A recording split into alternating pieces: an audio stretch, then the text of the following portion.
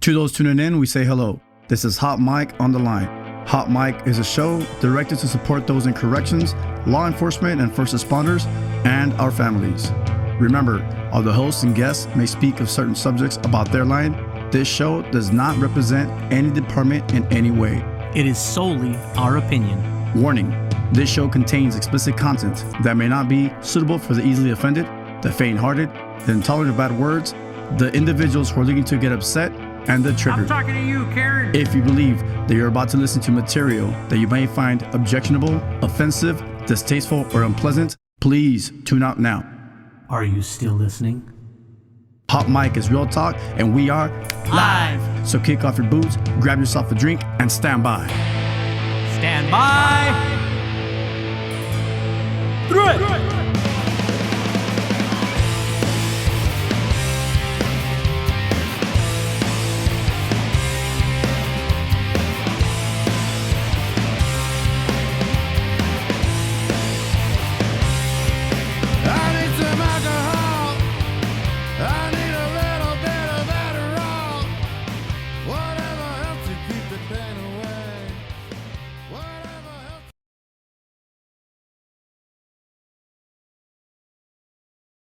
So, yeah, dude, this is our first actual show where we're gonna edit and upload on YouTube, legit with the good mics and better cameras. So, all right, again, like and subscribe, all that good shit you already know.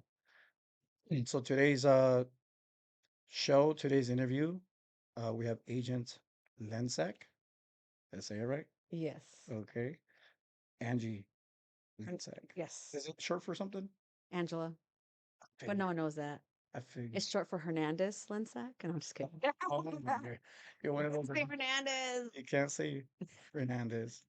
Um, so we are here doing the interview, but we have been absent for a minute, Danny, Yes, we have. and it's always the same fucking song, dude. Yeah, we've just been really busy. Yeah, it's always the same song.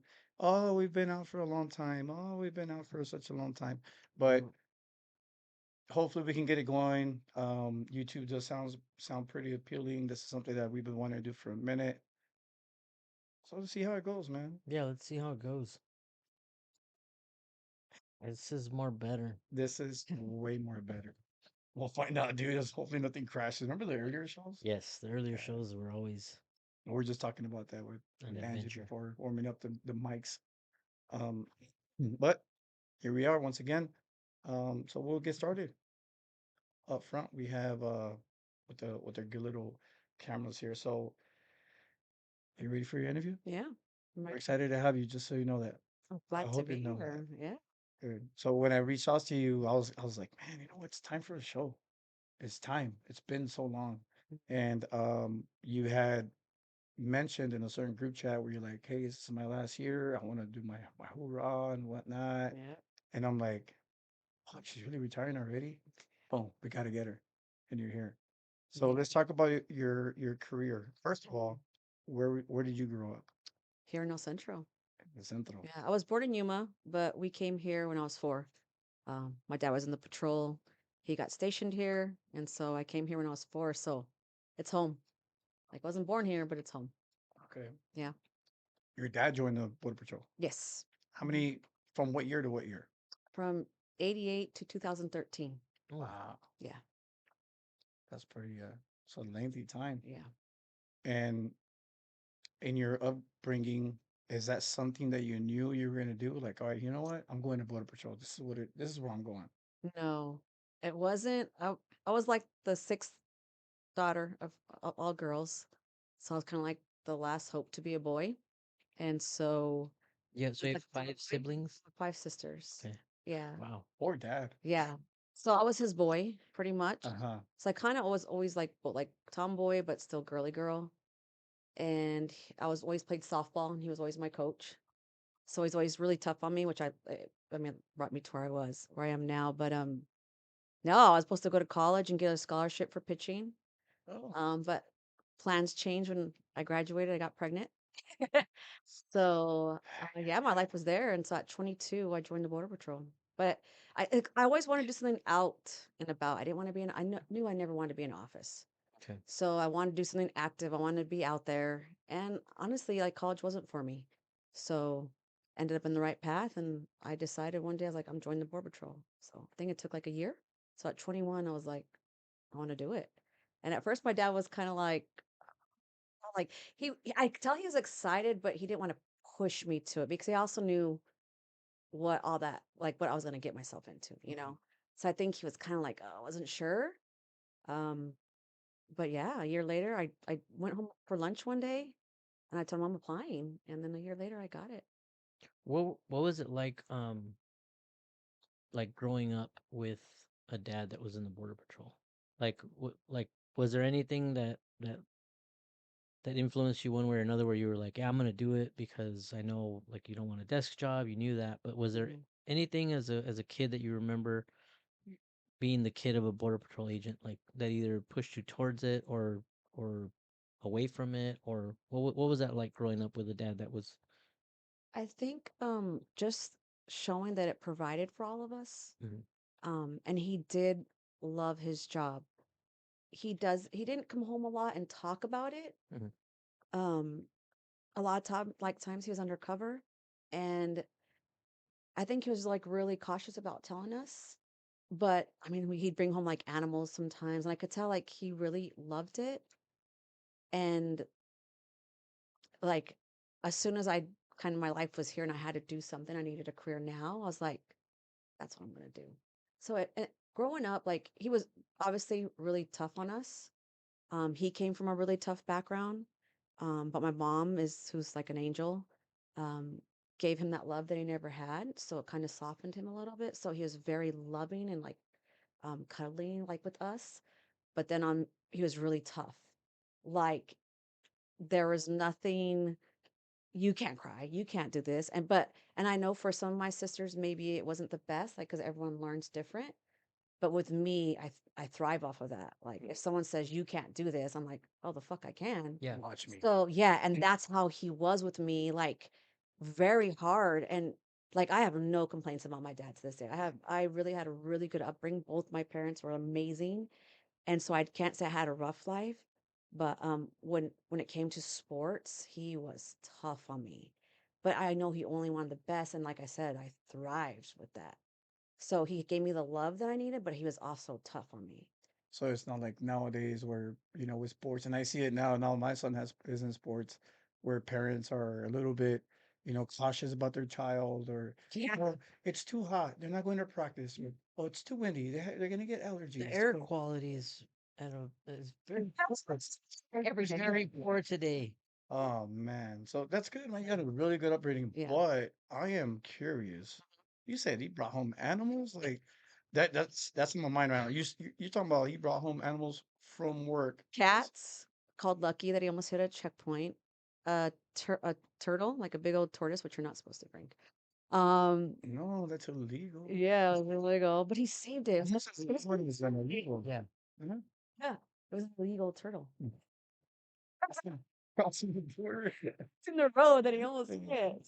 Yeah, so he brought, yeah, I think a couple cats. I remember calling him Lucky because he almost swerved from hitting them. And that tortoise, a tarantula. Oh, yeah, I know. Yes, that's it. So then he did you weren't necessarily exposed to the dangers of the job, so to speak, when you were, as you were growing up. He didn't necessarily talk about that stuff. No, Yeah. no, Okay. he didn't. That's pretty typical, we found, Yeah. with most law enforcement parents. Mm. I know I share with my kids, like I kind of differently change that 'cause I always wonder when I tell my kids I pass and they're like, oh, that's this, that.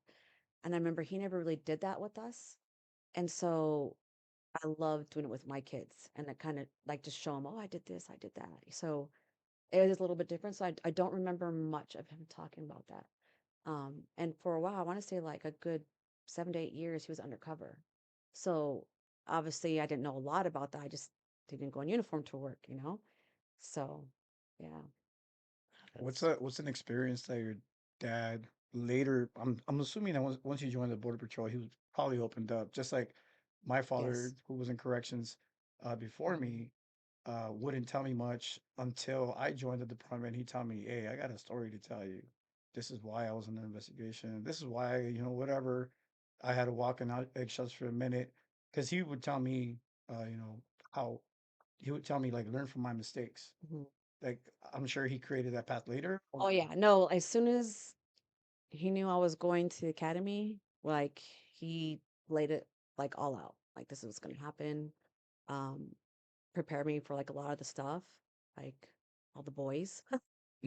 Oh, if anything happens, like it comes back to me, stuff Yeah. like that. So he had 6 girls, so he knew what to Yeah. expect. So, But he wasn't too worried. Like he knew I was kind of was like the tomboy, and I was tough, and I always kind of did different things. So, but he did as soon as I came in, and honestly, when I came to the station, because he was here, he was a supervisor in Clexico, and I came to El Centro.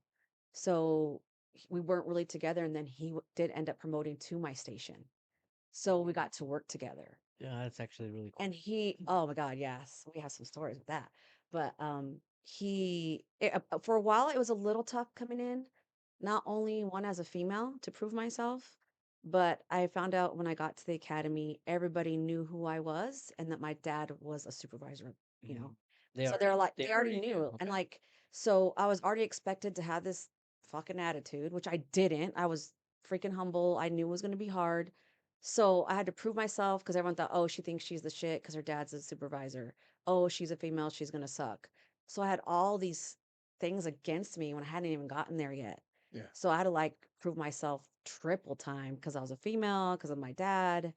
And I got there and like I remember one of my instructors didn't even like me. And I was like, I haven't done anything. Like what the I was fucked from the get-go, honestly. Like everyone knew. And I'm like, "God," I didn't tell anybody. I didn't want to say, oh, my dad's a border patrol agent, but everybody knew.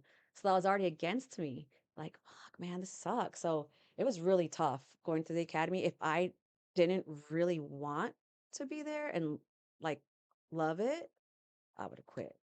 So 'Cause it you was brought tough. up a pretty good part of a subject I want to touch on, being a female in law enforcement, right? Um, I'm just curious, like, so you were 21. This is at what year? So I was 22 in 2000 is Okay, when I 22, started. 2000. Hmm. Cool. Some of us are still in high school. Yeah. Uh, Let's see. but uh, That's you, like, right? Yeah, that's you. Yeah, he was already working, huh? I was already on the job for 2 years at that Yeah, he had point. a mullet and everything.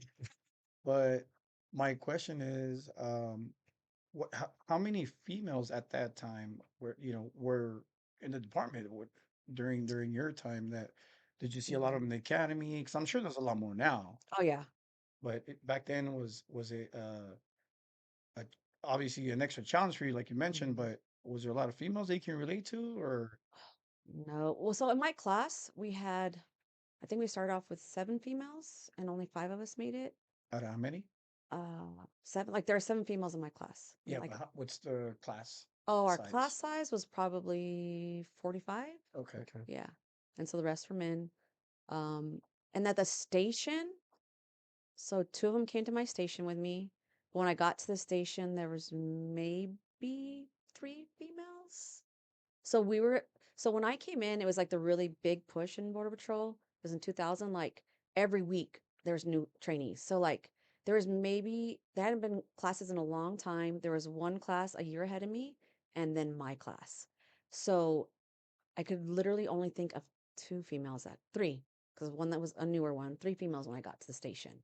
So it's kind of weird. In my class, there was 3 females, but we were like the first class to go to like get there in a long Mhm. time. So yeah, there wasn't too many, but now there's a lot of us. Supposedly there's 5% in all the border patrol. So Now, is there like a big push? Like our department right now has a big push where they're trying to push it to 30% of females. no. How do you feel about that if they were to do that? In your personal experience in the 25-year Mhm. career, how would you feel if Border Patrol all of a sudden says, you know what? I'm woke as fuck right now, and I need 30% of this department to be all females. Be honest. Be honest. This open up a can of worms. If my husband's watching, he knows what I'm talking about. I would be against it. Okay. Yeah, I think I would want everything to be equal. I know there's physical wise, okay, I work out all the time. I know even if another guy who hasn't worked out could probably lift more than me, even though I've worked out my whole entire life. So I know that.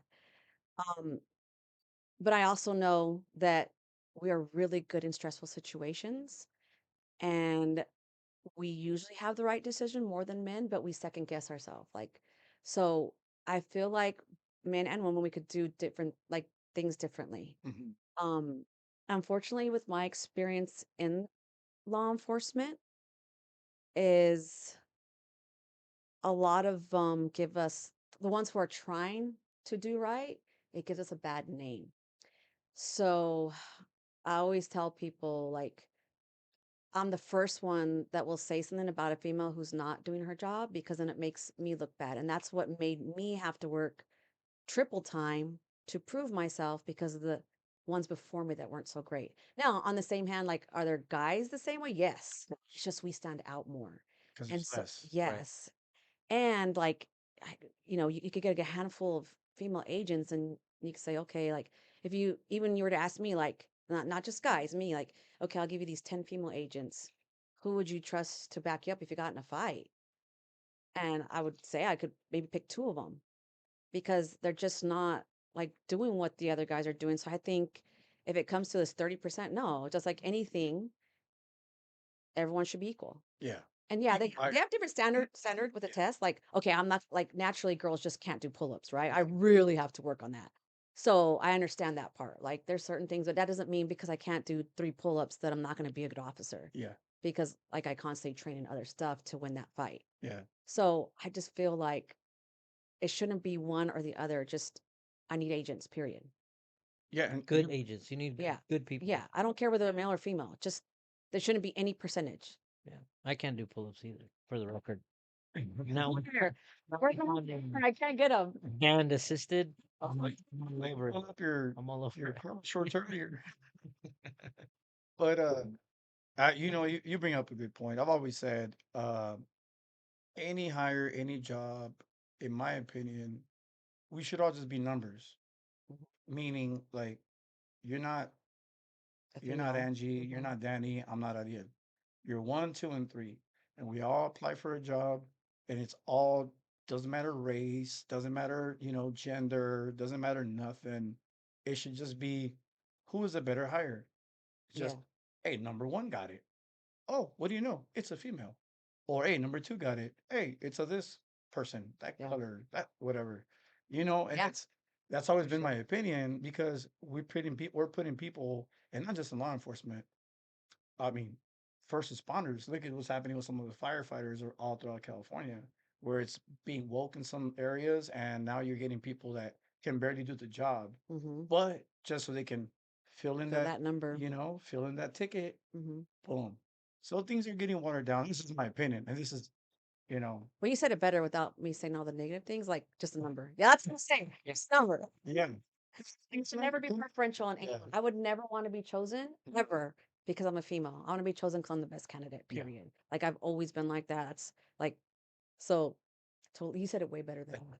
But our listeners are. I'm sorry to cut you off, but our listeners are gonna learn Yeah. real quick based on your career how much you gave Hmm. and how much you were able to shine as a border patrol agent. So this you know hopefully you set a standard for everybody, not just Hi. just not just not just females, but for everybody. Yes. Then So, no, I was just gonna comment that, like, so you're female, and then you had the history of your dad Hmm. being a supervisor. People knew already. Was there ever, aside from the academy and maybe reporting to your first station, was there ever a time where there was like some serious challenge? Like you already had those two things against you. Hmm. Like, was there ever another time where they were like, "Hey, that Angie chick's like no good because of X, Y, Z," or was there Yeah. ever a time that you felt challenged like that? Yeah. Yeah, for sure. So um when I first got to the station, you're with your FTO. And I mean, honestly, like feel like I did well. Like this job has just been like I'm exactly where I was supposed to be. Hmm. But because people knew who I were, like my dad, so like they just didn't like me. And even though I honestly feel like I gave him no reason to be. I was humble. I didn't come in with the attitude.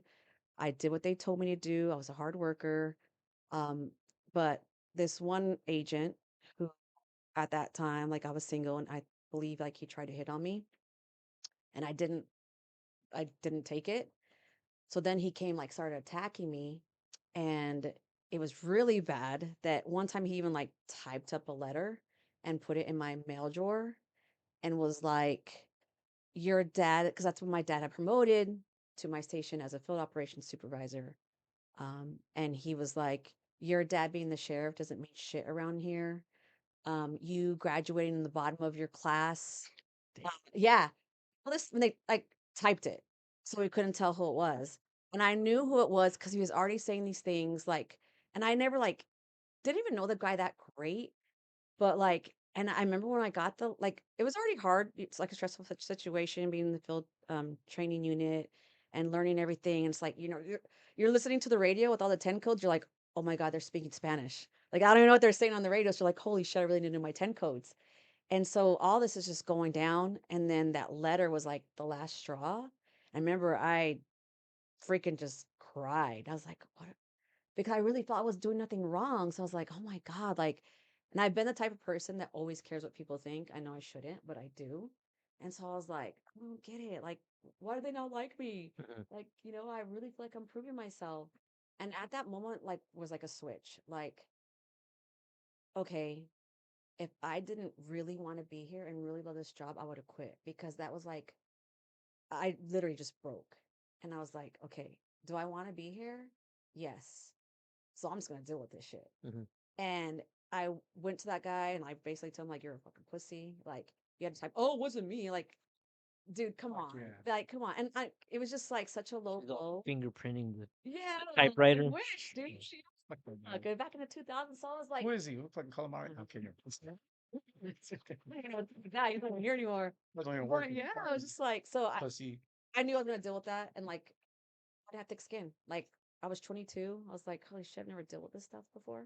And I just had to grow thick skin. And so I was like, fuck this. Like, I'm gonna be getting this stuff and I just had to deal with it. I remember my dad was fucking pissed, but I was like, let me handle it. Like Yeah, Yeah. you trying to that do would something's gonna make it make it worse. worse. Yeah, Right. yeah. Like this guy's obviously a piece of shit. He doesn't have the balls to come tell like fucking like Yeah. it was so like childish.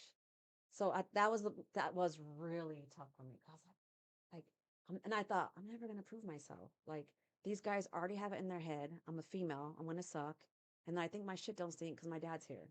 So I was like, fuck. Like it's gonna be so, and it did. It was hard. How long would you say that period before you like finally felt comfortable and proved yourself and you were Mm. I want to say like maybe not too long, like a year and a half to 2 years. okay? Because once they released you from the FTO, and I was in the field, and like I did my shit, and so it just like I didn't give any reason for people not to respect me. I did every shift. I didn't say, "Oh, I can't work this shift because I have kids." 'Cause I was a single mom when I first came in. Hmm. How's the sick calls? Yeah, freaking bad. Taking care of all the kids. No, in the beginning, no, it wasn't.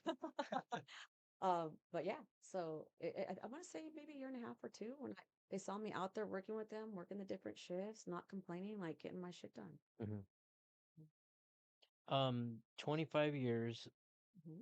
I feel like at some point, maybe did you ever like hit a wall? I know for me, 7 years. Well, they say about 7 years.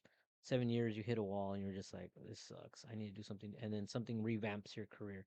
Hmm. Any specialized units, any specialized training, any time where you like hit that maybe not necessarily hit a wall, but we're like, hey man, I'm ready to venture out and do something different. You know what? I'm have to say I'm blessed and I've enjoyed like every minute of my career. And that's the good thing about my agency is we're so big and there's so many different things you could do. I always tell agents if you're bored or if you're unhappy, it's your own fault. Because there's so many different things that we could do. Like I didn't really hit a wall till like maybe last year, and that's when I was like, okay, I probably need to retire.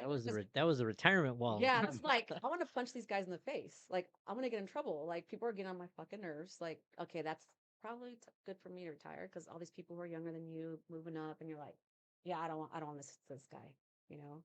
So, but throughout my career, like I've pretty much done everything. I've done ATVs.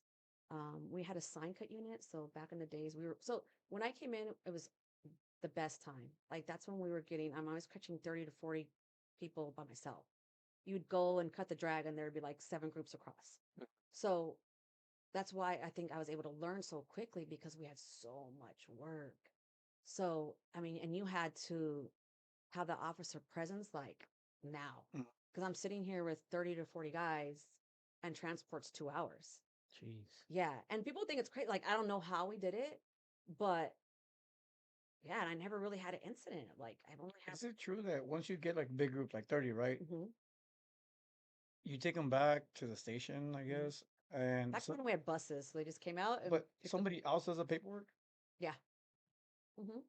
Yeah. Imagine that shit. Can you Well, imagine unless something happened, then I'm sure she would have to write a Yeah. Well, report. yeah, I mean, I if you got get a a bunch bunch of of like compliant, mojados, it's like, Yeah, you I'm sure. Yeah, that would be nice. right? Here's But these guys I caught. Thanks. Enjoy your paperwork. the question I had, I think, to kind of touch on what Danny was saying as far as hitting the wall. Um, okay, you did ATVs. Did you do a bike? Did you I do did any it. detail? Lots Did, of detail. okay, so that's A long ass shit. So yeah, pretty much everything that we have. I've done ATVs. We had a sign cut unit where we tracked groups like for 3 days up to like Coachella. Say that again. What is that It's called called? sign cut. So all we Sign did was cut. follow sign, like Oh, footprints. oh, yeah, So like man okay. tracking, yeah, like tracking. Okay. tracking. Okay. And I always did that for a couple years and I loved it. Um, Mountain rope, so like the hiking, which was one of my favorite ones. I told them I would stay if they let me do it for another 2 years. So hiking in the mountains, I have done. I went to DEA for a couple years as a task force officer. I went to other joints called Joint Task Force. I have, what else? Shit. Recently, I did like a stint in the office. And I remember everybody was like, "What the fuck are you doing in the office?" I'm just not an office person. And it lasted a year, and I was like, "Yeah, this is not for me." And then I came to retirement, so I was like, "Okay, it's time for me to retire." And then I asked, "Can I go back to the field for my last couple months? Because that's where I belong." But through that, I started our first CrossFit piece of like our CrossFit system. It was an Honor Fit Health and Wellness. So I was kind of like new when I started CrossFit like in 2010, and I was like, this is great for law enforcement. So 2012, started from the ground up, and I was there for 3 years, and the program's still there. So I really thought like physical fitness is important for us. It's not like a luxury for us. Like we have to work out. And that also takes you into the mental aspect of it. Like it helps you mentally. Um, let's see what else. So I mean, hold on. I saw a picture. Wait a minute. Wait a minute. Don't go too far, because you're talking about a very important aspect of law enforcement, first responders, um, physical fitness, physical health. You started CrossFit Mhm. Pistoleros, Mhm. correct? Yes. Um, I have a lot of friends that work out there. They've always invited me. Go, let's go, let's go. Back Mhm. when I used to CrossFit, not no more injuries, shoulders. I don't know what's up. Why do we have to do shoulders in CrossFit all the damn time? But Danny, you've seen the gym, dude. Yeah. No, we've done That's scenarios a in there. legit gym. Yeah. How do you That's the one in the back, right? In the Based on little- the TV yeah. how do you like convince, or how do you like get your agency to buy into, for them to put that on grounds? Because Mhm. if we put that in our agency, you know what they're gonna think of? We have a gym, but if we do CrossFit or any sort of cardio related workout where you gotta like actually, run or do some sort of calisthenics, our agency is gonna think, oh nope, someone's gonna get hurt. You know, how do you Mhm. how were you able to sell that? You know what was it all depends on who's there at that time. So when I started doing CrossFit, I went to my boss, like the patrol agent in charge, the head person of my station, and I was like, "Hey, you know what? I'm doing this CrossFit, and I really think it's for law enforcement because you're not just doing cardio, you're lifting weights, so you're getting like the best of both worlds. You're not just like anybody, like if you have a runner, there's always the extremes. Like if you're a runner and you run 10 miles, shit. Okay. It's okay. It's okay. And you run 10 miles, Mhm. but you can't lift your body weight. Yeah. And then you have these extremists who could like lift 300 pounds, but can't run a block. Right. So CrossFit is really good in the middle of it's both. It's the best of both worlds. Yeah. You do everything. You do body weight, you do explosive movement, you do cardio. So I kind of talked to my boss about it and he was like, then like a year later, there was Laredo started their first CrossFit gym at Border Patrol. Okay. And so I was like, look at Damn. this. Mhm. And he was like, cool. Start writing it up and we'll port it up. I was like, yeah. So I got to it like from the ground up, like did everything. And then luckily that our chief at that time, um, he kind of had the respect for me. So I had a, like, he liked me. So I was like, okay, I think I could sell this. And yeah, like worked it all up and bam, I freaking sold it. In 2012, we started it. We started it very limited and they were like, okay, they were sold on CrossFit. They're like, let's just try other things because maybe not everybody wants to do CrossFit. Yeah. It's like, fine, what do you want me to do? So we had Zumba, we had Good. kickboxing, we had jujitsu. Yeah, it was like Taibo. We had jujitsu. We had a running class. We had a females class, like because it wasn't just for the law enforcement; it was for the MS, like the mission support too. Like like everybody in the office too. They weren't uniform. Oh, it's like mission. Like you got Yeah, missionaries. mission support. Yeah, like I just it's saw a bunch of mission. like women Non-custody. doing mission, Non-custody well, for non-custody. it'll be Yeah. non-custody stuff. I was Civilian. thinking a bunch of monjas, bro. Like, you guys got missions up there. It's crazy. But So that's a. I mean, because I used to CrossFit at the Imperial one, Mhm.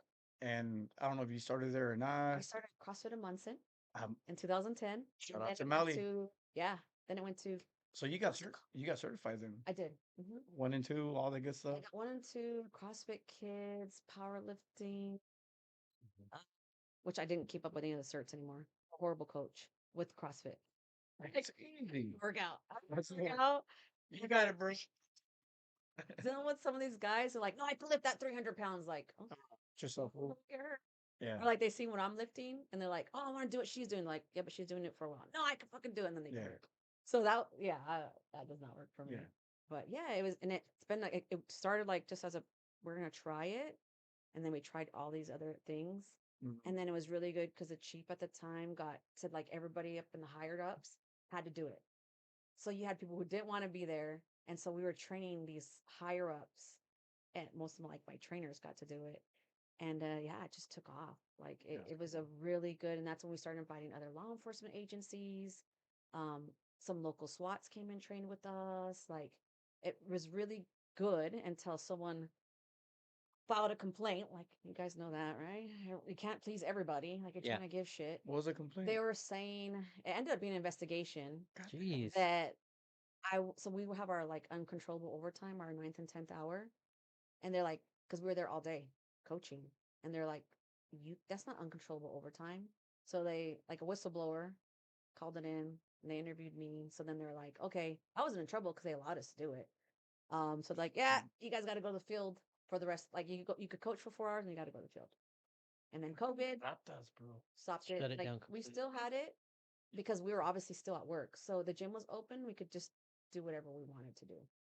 And so just recently, like last month, they brought back instructors again. Oh, that was cool. So yeah, Yeah, I got to meet a couple of instructors. Abraham Abraham Flores, Leo Brown, Daniel Dragston, Fabian Garcia. Leo. Was he the one that went to Heavy Heavy Hitters? Yes. Yeah. Leo Yeah, Brown. okay. And then Yeah. Abraham Flores, he was over If I see them, yes. I mean, because I did it for a minute, but not no more. Now I'm just cables and freaking Stairmaster. Oh, I love Mister. Dude. You want good buns, Danny? So you can stop pulling up your cargo shorts. Stairmaster. 30 minutes a day, bro. Yeah, those things are good for sure. So Angie, Yeah. what is the hardest thing, most difficult thing you ever seen as an agent? So they used to call me the shit magnet because I was everywhere and I got involved in some shit. and it just happened to follow me. Like everyone could agree, shit always followed me. So I was on the job. There's a lot. I was on the job. I was 22 years old, right? Never seen a dead body. I was with my journeyman.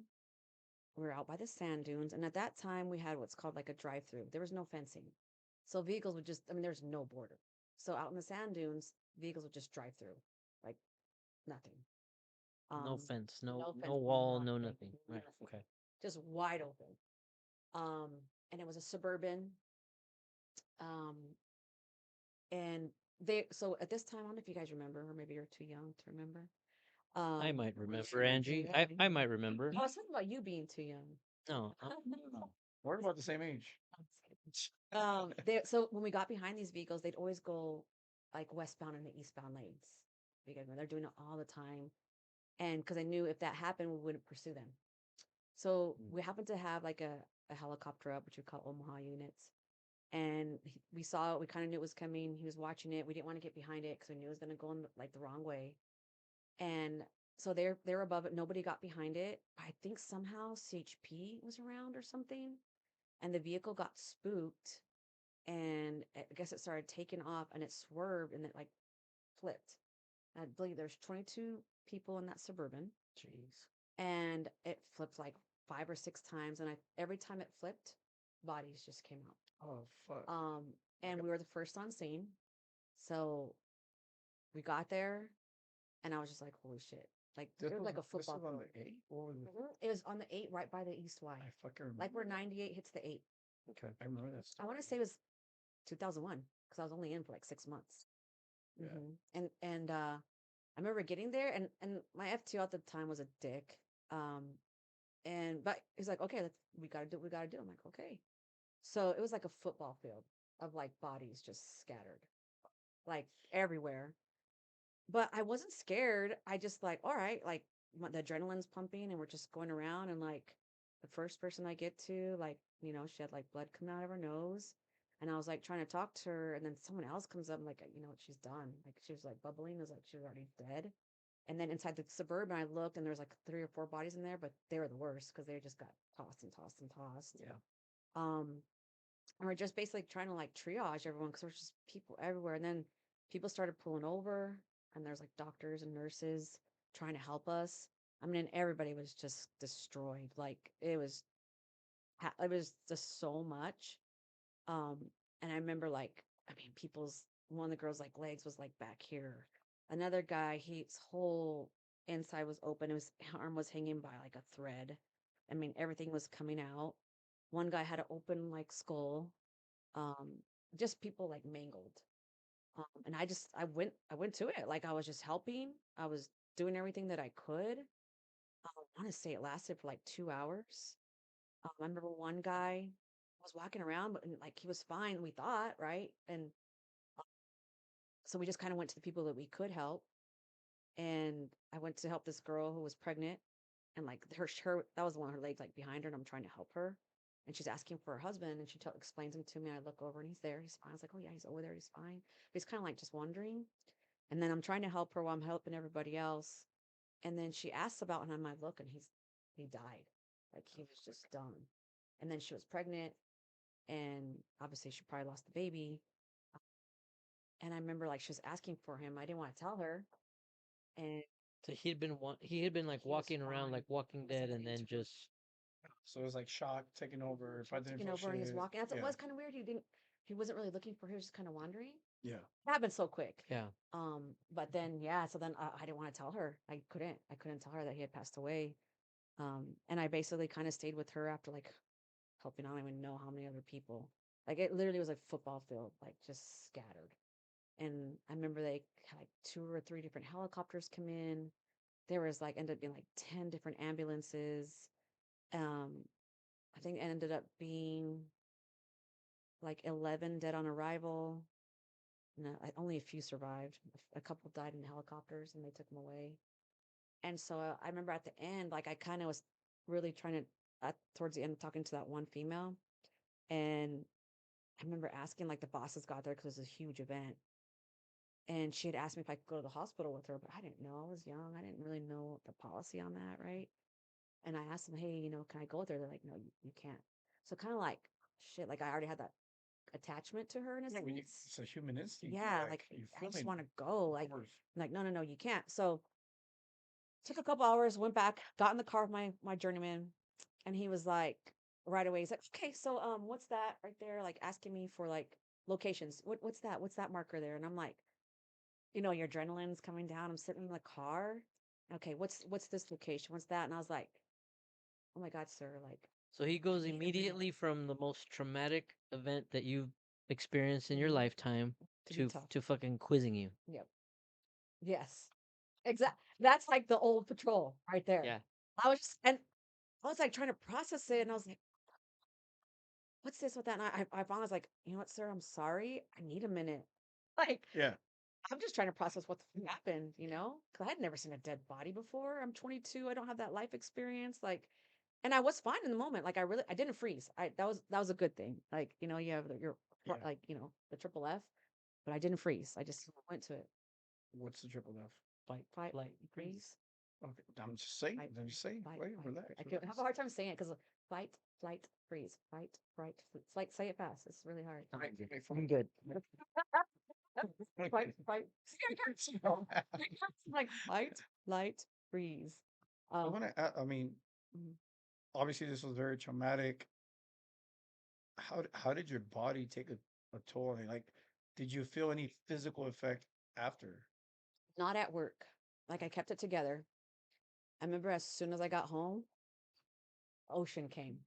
I remember I kissed my kids. Like, here was this woman who came across maybe for a better life, whatever. She lost her baby. She lost her husband. She lost everything she had to know. Like, and she's just in the hospital, no idea where she's at, right? So that was a big eye opener for me. But yeah, when I got home, ooh, yeah. And I remember the next day, I still didn't know how to process it, right? This is definitely PTSD, right? Like Of course. the next day, we're in muster, and they're like, oh no, afterwards they're like, oh, we just got a couple beers. It's like, take care of this. Next day at muster, hey, if you guys want to talk about it, we're gonna meet afterwards. And everyone's like, are you gonna go? I'm like, well, don't we have to? Like, see, it's like, you don't want to go talk about your feelings. And I was like, okay, like, here I am the chick again. I'm the freaking new one. I want to be tough. Like, I don't want to look like pussy, right? Mhm. Yeah. So we didn't. Like, not we never did anything about it. Like, and that's just the way it's gotten better now. Like they have debriefs now and they talk to and they bring in we have a clinical psychologist like on site. But like then nothing. Like absolutely nothing. So I kind of You have a what? clinical psychologist. Wow, if only our department had that You shit. guys don't? You guys do. We just got it this year. This year. We get money. Mental wellness. We get money. Money. They're like, hey, here's $1,200. We should be we should be due for that soon. I think It's EAP. I'm gonna check. Yeah, we have do. the That's AP. just Okay, garbage. But yeah. anyways, as a peer support member, I'll tell you and I love being a peer support member because I like helping my peers. But Mhm. EAP, basura. There is nothing here in the desert. You Yeah. got to do unless you do like some sort of FaceTime shit or Yeah. whatever. But everybody wants to like talk to somebody. Yeah. That's how it is. Connectional. Yeah, that's Social our connection. that's our culture here. Is like FaceTime. You're probably at home in your fucking pajamas. Like, nah, man, we want to talk to somebody. But that's always been our fight, or my fight at least so far. He's getting there. He's retired. He's gonna be like, I agree with you, bro. No, I agreed with you back then too. We did. They gave every employee that mental Check. wealth wellness mental well wait Check. yeah, that one. And he did the math. Like he took the amount of money that they were Giving to times the everyone. officers times lieutenants times sergeants, and did the math and was like, that's enough money to put a Two clinicians two um psychologists or whatever you want to call them, per two prison. professionals per prison, and have them there on site at least during business hours or on call. And We just got um that this year. It's our first time. Wow. yeah, and we were, I mean, when first of all, math is not his strong suit. So It's when not. he did the math and I looked at it, and I'm not good at math, but it looked good to me. So I was like, Bro, you're right. Like we could hire a doctor for every prison. He's like, it's enough for two, and I'm like, oh crap, that's even better. I have one in the morning, one in the afternoon, because yeah, we're exposed to a lot of crazy stuff too. Hmm. Um, and um, and it's the same with us. Yeah, not body parts crazy like that. The Yeah, no, but I pregnancies and mean, shit. you see people. Oh, that's not even like tell you. It's been so like I've it's too many I've seen. So every law enforcement agent that's come here, their biggest trauma is when a child's life is lost. Mhm. So have you experienced anything No, like that? thank God. Wow, No. you're blessed. Yeah. Yeah. I always say like I don't know how I'm gonna handle that. So that'd be really, really tough. Yeah, a good buddy of mine, who works in South Carolina or North Carolina, one of the Carolinas. He came on our show, and he told us that that was his biggest, like, I guess, hump as far as like what is he gonna do in his career after that? They went to go look for a kid who was lost, Hmm. right? They get the phone call, hey, my child is lost, whatever. They go to his apartment complex. They see a pool that hasn't been serviced in I don't know how long, and it's got a tarp or whatnot. Hmm. And they look in there, boom, the child is there, dead. And he's like, dude, that was the worst thing I've ever done. And it's not the first time that he's seen. I'm sorry, he's seen other kids, die, but that was like the worst one. Hmm. And the people that we interviewed from other agencies are like, dude, I see a kid die, it's over. Especially if you're a parent. Yeah. Yeah. Yeah. Imagine that. But Give us another shit magnet story. I know it's different. Like I've seen a lot, like definitely like to tell you, like so many where they're in the desert or in the canals, in the mountains. But and it's sometimes, obviously you have to harden up, right? Like not everything affects you, and then sometimes there's just one that affects you. And so I want to say it was 4 years ago. I think it was 117 that day. I'd already been hiking in the mountains, and I get a call from like a zone that's like 10 miles away from me, and so a guy, a person on the side of the road is waving traffic down. So an agent responds, and his cousin's there with him, but his cousin's already unconscious. Um, so we get there. I was second on scene, and we started doing CPR. And the guy was unresponsive, and his cousin was there. Um, and so I remember grabbing my CPR mask, not even realizing it, obviously, because like your adrenaline, grabbing it, put it on his mouth. It's like the one that kind of goes over and you breathe into it. The plastic. Mhm, Like the little big V- shield, little V. the Mhm. big shield. Yes, Okay. right there. And we're all taking turns doing compressions. And I remember like his head was kind of on me, and I was doing the breaths. Didn't realize I didn't have the cover, and then so the guy started obviously with your chest compressions, like Right. they They put bomb on it, it. Yeah. and it came up at me because I didn't realize the top was missing. The valve, The the valve, one-way valve. Yeah. yes. So yeah, and we were so that was pretty traumatic for me, and we were there for. I mean, we were drenched in sweat after that, like, and I remember, first responders coming on scene, and some of them couldn't even do the chest compressions, like they were just out of shape, and we were taking turns too, like, Yeah. and it lasted about, I want to say like 45 minutes, because once you start CPR, obviously you can't stop until a paramedic arrives, so we have to wait for the life flight to come out for them to determine he's deceased. So that one, I don't know why that one really hit me hard. I actually had to go to counseling for it. 'Cause I think, I've gone through so much of my whole career, and then just that one was just like hit me different, And then I mean, maybe when you get older, when you get older, like you get more sentimental, and like you realize I'm not so young anymore, and I'm not like, shit can happen to me. Hmm. So yeah, that one was pretty tough, just because like doing that one on one. It was the first time I actually had to do CPR. Um, so yeah, that one was, Do you feel like that counseling helped you? yes, So absolutely. I'll back up a Always little gonna bit. I'm just counseling. gonna back up a little bit. So the first one, the Suburban with all Mhm. the victims, everybody's like, I don't do that shit. We don't need to talk about your feelings, right? At what point in your career did you finally realize like, hey man, like maybe that isn't uncool. Like maybe I should talk to somebody. Like maybe I should get some of these things off my chest. At what point in your career did you realize that? that was helpful to you? Well, I always knew talking about it was helpful. I actually never saw a counselor for the work like trauma events until this one. Okay. Like I knew like but I When was that? Like how long ago? this was like 5 years ago. Okay. Maybe like yeah, 3 or 4 years ago. So you're already well into your career before you It's like I finally. just knew how to deal with it. Like, cause Mhm. I work out all the time. Like I consider myself a resilient person. Like I go to church. I'm spiritual. I have my family support. I work out. So I make sure I take care of myself in that way, where that did help. I knew that I could deal with all the other stuff. And it was this one was different. And I realized, okay, I'm not dealing with this right. This is the time I need to seek like counseling because I'm not recovering from it like I normally do, you know? Mhm. And I'm doing everything that I should be doing. I'm just not feeling right. So you So recognize recognize that it. Yeah. that's usually one of the hallmarks that we talk about, right? Yeah. Like it's when you do the normal coping mechanisms and you still don't feel good. You still feel like shit. You're still reliving it and you're like, okay, like I now feel great. I need Powerful. something. That is a bad Yeah. coping mechanism. And And you know, it was right after that we had another one. It was like, and that was the combination really of the two, because then recently it was just like a really hot summer, and it's when we were having all these give ups from oh, what's the country called? Central America somewhere? No. They were African American.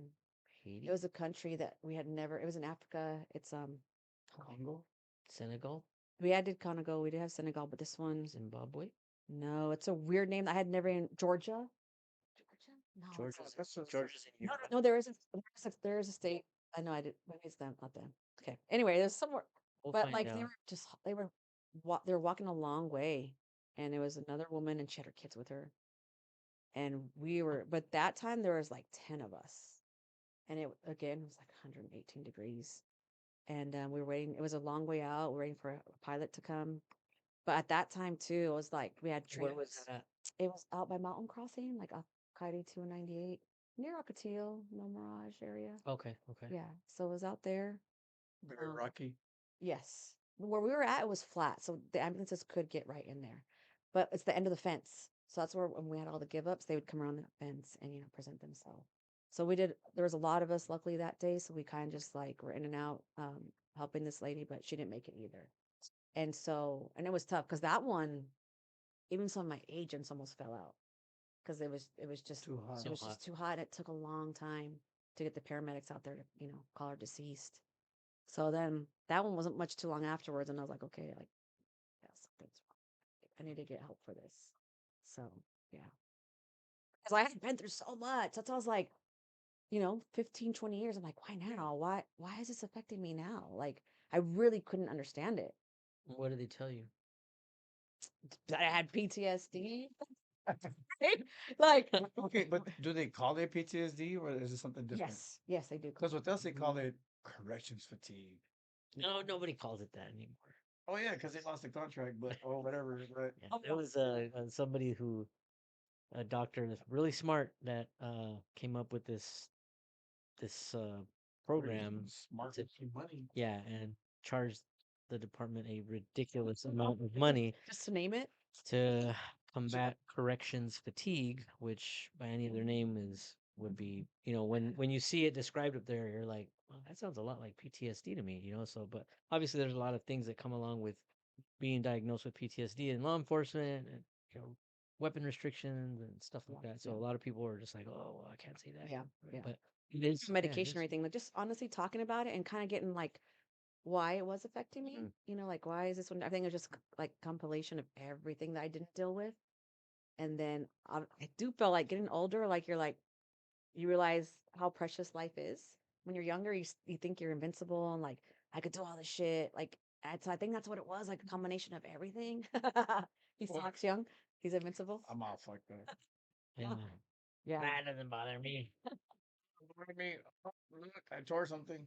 Yeah, so I Do this. I'm a firm believer in that. Well, I mean the counseling, all that stuff Mhm. helps. It's just and I was gonna ask you if you when you came to that realization that it's all those things that you went through that you were like, cool, I handled that no problem. Mhm. You realize like I never dealt with it. It just kind of just I think so. piles up, and then you Yeah. get to the one point, to the one event that finally, Just like just everything comes down, everything. right? So yeah, it's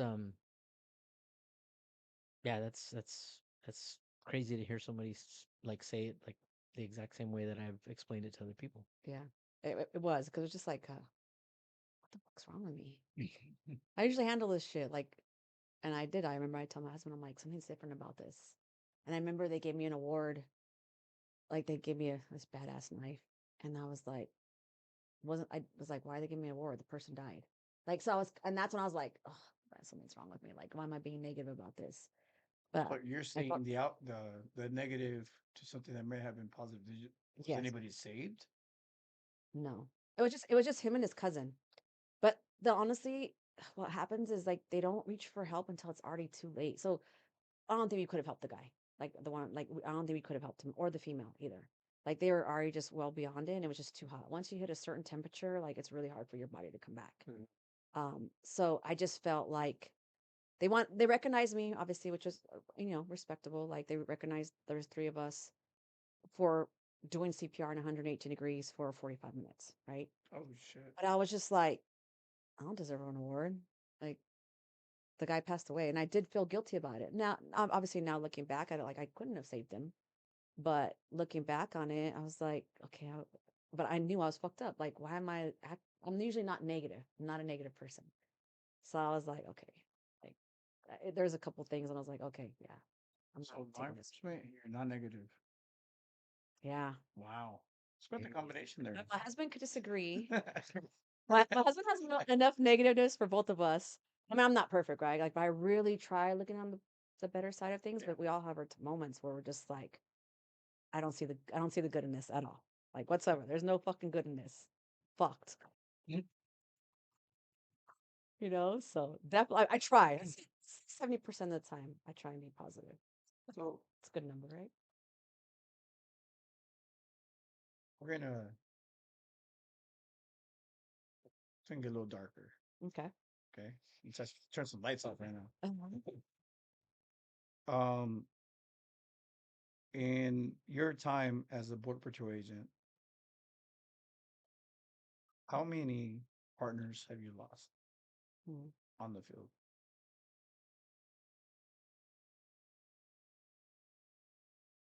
That I could think of right now, like three. Three. Hmm. They were How many close have to gotten us. hurt on the field because of Oh, other people? multiple for themselves or like fights. Maybe a handful. So the three people whose lives were lost Hmm. throughout the years, would you be able to tell their story? Yeah, like so. I mean, everyone knows of the agent Robert Rosas because they called him the mayor of the valley. Like everybody knew who he was. Um, Worked at Centinel State Prison yes, before and he then he went to became Border Border Patrol Patrol. agent? Hmm. Yes. And we went to school together. And his wife always tells me too. Like I remember giving him my book to study for the Border Patrol test because he came to me and he's like, "Oh, I want to be Border Patrol. What do you think?" And anybody who talks to me, I'm like, oh fuck yeah, like because I love my job. I will. I mean, I could sell War Patrol to to anyone. So I was like, oh yeah. So he was like, okay. So like I kind of recruited him in a sense, and then he came in, and then he passed away, and I know his family, and it was rough because a lot of agents, we and most law enforcement, we die in car accidents, right? It's not because of an incident or a fight or whatever.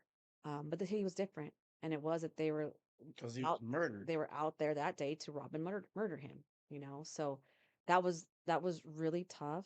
Um, his wife is amazing, and she's super strong, and she always handled it so gracefully, and she's very outspoken about it, and she goes to multiple things a year. But that was I can't remember what year that was in, but it was pretty close to our area. So it was in the mountains Five, in Campo. Was it '05? maybe. Yeah. I might be wrong. I'll look it up real Yeah. quick. So Maybe 05. So he yeah, wasn't at your station. You've no, always been either El Centro or always been El Centro. okay. Yeah, I never left. I I love it there. got family in El Centro later. Oh shit. But yeah, that was really tough. Um, And I make sure like every year they always celebrate him, and we used to do a race for him. They have golf tournaments for him. He's like they're Softball gonna name it. They're gonna tournaments. name a school actually on the 9th. They're Oh, gonna name a school Robert Rosas in El Central. Uh, it's May 9th? I think it's May 9th. Like in 2 days? Yes. Wow. Yeah, they're gonna. It's a ribbon cutting ceremony. It's not. They haven't built it yet, but it's there by the station, by the Border Patrol station. They're in Okay. Imperial. Yes, when they 'Cause go after. that's they have like a weird divide, right, with Imperial. Yeah, it's like El Central. Like yeah, on one side of the street you're Yeah. Imperial, on the other side you're El Central. Yeah, you're like Yeah. El Imperio. That's Yeah. where you're at. Okay, I remember that. It was in 2009. Oh, nice. Mm-hmm. I was in the department. Yeah, I do remember his passing. I was working in Centinela, and it hit a lot of people hard. Because everybody knew him. Yes. Like really, they called him the mayor. Well, yeah, because he worked there too. Yeah. So everybody knew him. He was such a good guy. And then just knowing his family, knowing I recruited him, but his wife always told him like he loved it. Like Yeah. don't feel like because it could have happened to any of us. Guilty or anything like Yeah, that. yeah. Because we have, I mean, I understand why maybe you felt that way. Like, oh, I recruited him. Yeah. Um, we lost a really good buddy of mine, one of my best friends, through motorcycle accident, and he was not a rider. Right? He Mhm. never rode a bike until people started to convince him, "Hey, you should get a bike. This is cool." Yeah. So he starts off like around the block, around Brawley, and eventually tried to venture it out. Accident. So, and those people feel like, hey, it's my fault Mhm. because I told him to go buy that bike, or I told him to go ride with us or whatever. So it's not. It's Yeah. it fucking happens, Yeah. unfortunately. So Mhm. don't feel that way. And you always got to live your life, right? Yeah. Like no matter what, like whatever you choose to do, if it's dangerous, like that, you have to live. So I didn't feel guilty for like I remember Rosalie telling me like it's not your fault, you know. Yeah. This could have happened to any of us. Did they ever get those scumbags? Yes, It all of looks like them. they did. Recently, I think they got the last Well, one of them There was was turned in, five. right? There was 5 total. They Yeah, turned in a trooper man, they turned in like two of them because the and by heat was then coming down on by then we talking the about south side. Let's just say the south side. carteles or what? Like whoever was involved because they knew like there was so much pressure coming Yeah. out, like oh shit, like they don't because they don't want that. It's usually just some stupid guys who went rogue or high on drugs and want to do some stupid shit, and then they make it bad for everybody else Yeah.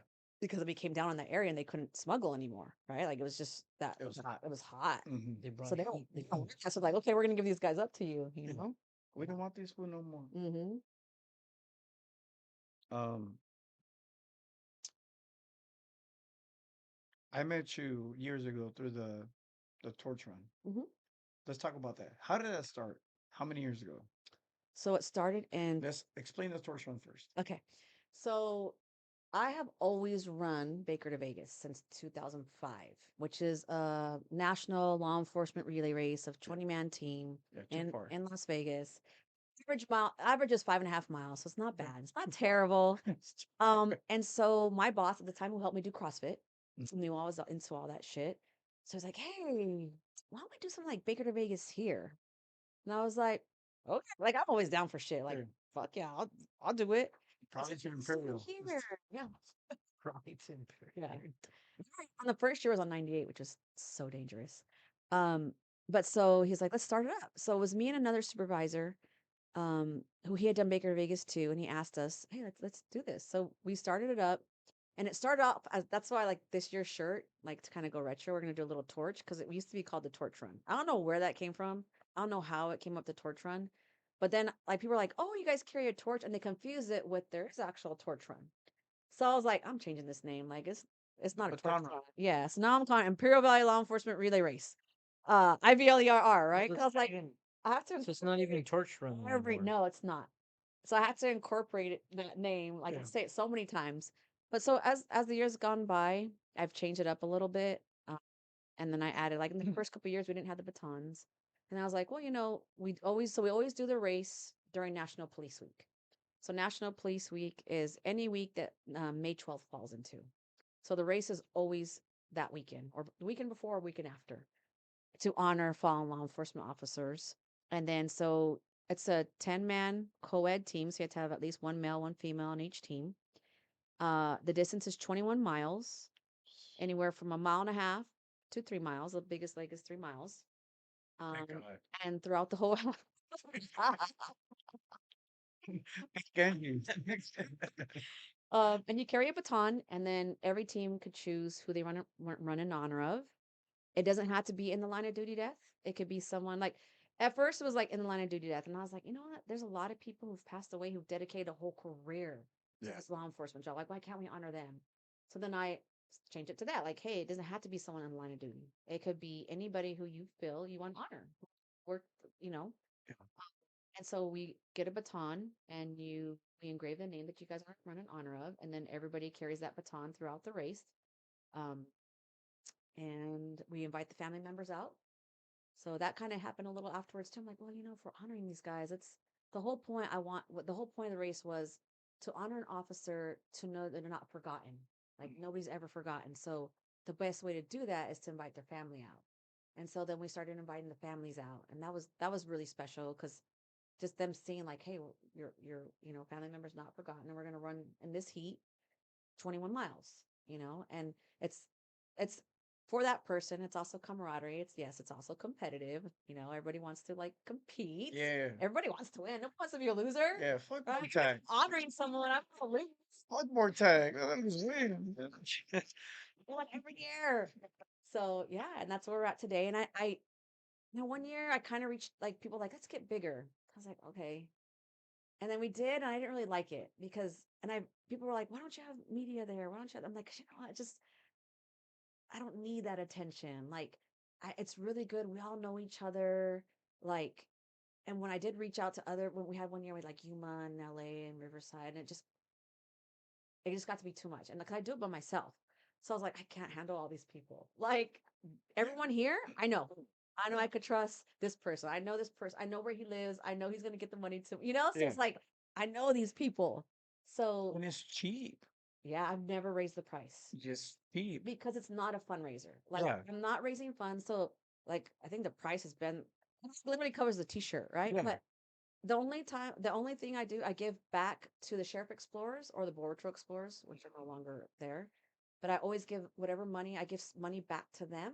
And a couple years, I had like a motorcycle nonprofit come and help me. I gave them money. And then I save $1,000 for the next year for anything I need to buy, and that's it, really. Wow. So yeah, it pretty much goes to the race costs, and I try and buy little things here and there, and then donate back to the whoever helps me. So yeah, it's not, and they're nice shirts, right? Like it's not like I'm doing cheap shirts, but that's really not what it's about. So yeah, I try and keep it small, and I try and keep it where we literally so a lot of people are like, hey, my port director wants to give an award. Hey, my chief wants to give an award. Can you do it there? I'm like, Nah. it's not about that. It's about the families, and it's about, hey, this person wants to talk. Nope. We want to honor. Nope. We want to talk about this person. Nope. Like everyone's treated the same. That's It's badass. all about the families. And I've gotten in trouble for some things like, oh, why don't you do this? I'm like, because that's not what it's about. Well, I'm like, well, I do it. What are you gonna do? Yeah. Like, if I say no, like, it means no. Because I really last year, a news reporter like interviewed me, and she was asking about, oh, can we put this out? Can we tell people where it's at? I'm like, no. I was like, first of all, it's law enforcement. Who knows people nowadays? They're gonna, oh, well, we're over here. Like, oh, let's go Yeah. outside. I don't trust people. And I was like, I don't really need it to like be out there in the public because the family's there in that morning ceremony. Like, that's It's all very we need. it's very personal. Yeah. Like those ceremonies are very personal, um, emotional, and I can't even I can't use the words because some of the people that we ran on behalf of, like, were very close to us. We ran on behalf of Danny's brother, Westito, Harmon, Angel. Like you just go on and on. The list goes on and on and on. And when those bagpipes hit, like stop it. Like don't do the bagpipes no more. She's gone. I know. That's like such an important piece of, but like, Oh, do you know how bagpipes? no, she's Oh, seen. Yeah, and then actually she's not even with Border Patrol anymore. So that's why I know that was such an important piece. Like, Oh, yes, when they you hit, feel like it's that. like, Yeah, yeah, and you I'm feel not a like crier, yeah. and I'm Sure. like, I think he is not a crier. I think I've seen him cry once When his dog died. in like all the years I've known him. And no, it wasn't the dog. It was probably something to do with the 49ers or something. It's crying a lot, then. I'm crying right now with the Angels. That's a lot. I Hey, yeah, that bagpipes was like when she left. Oh, because like yeah. you didn't want to feel it, but man. So yeah, and this year we're running in honor of my dad. So that's why I kind of wanted to be like when I was trying to decide on the personal matter I was having and this, I was just like, man, we're running in honor of my dad. It's my last one before I retire. Like, so I know it's gonna be I'm probably gonna be an emotional mess. I'm already trying to like prepare for that. She should be. You get a pass. Relax, Angie. You get a pass. First running in honor of my dad, which is when he first passed away, I couldn't say it. Like every time I said the name, Mhm. my voice, and I'm like, oh. It's like it took me like 2 or 3 times. Just saying his name was like so hard for me. So hopefully now it's been a couple years, like I could get Lady pass. I get through it. The year Couple years. June 9. Oh, it's been like 9 years. Lingers. Yeah. Mhm.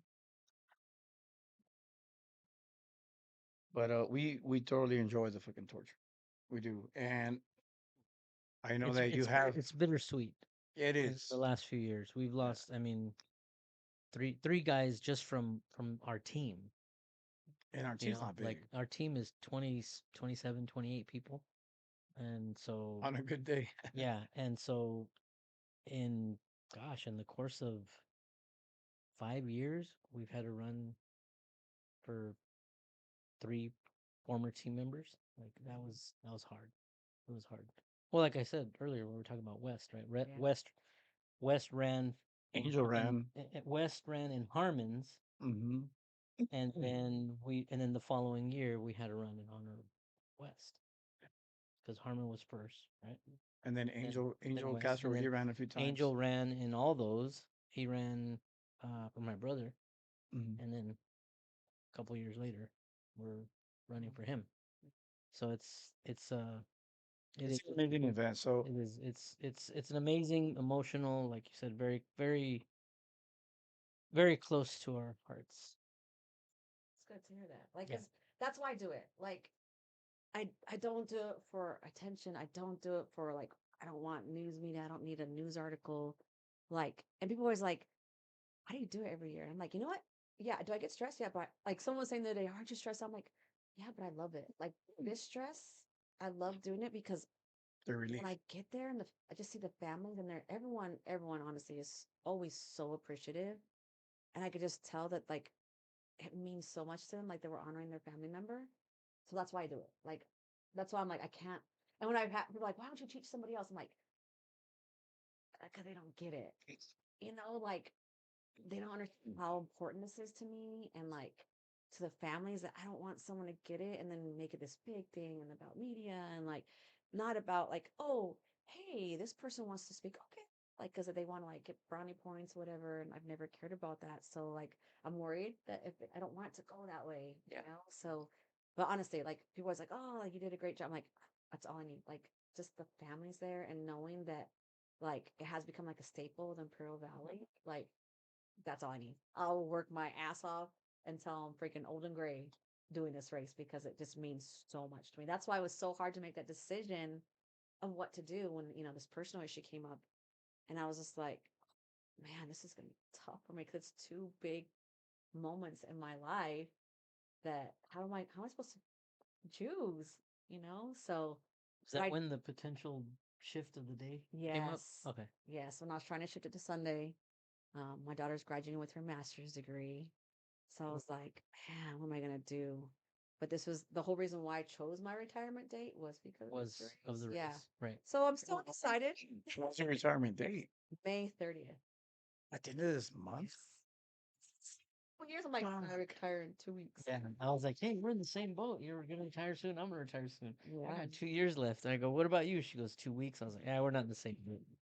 I'm in a fucking boat over there, like looking through binoculars. Those 2 years, I'm so I'm only been I'm like, 8.5 left, bro. Shoo, you haven't even left land. You haven't even got on the boat yet. Nothing, dude. I'm just motor boating right now. That's what I'm doing.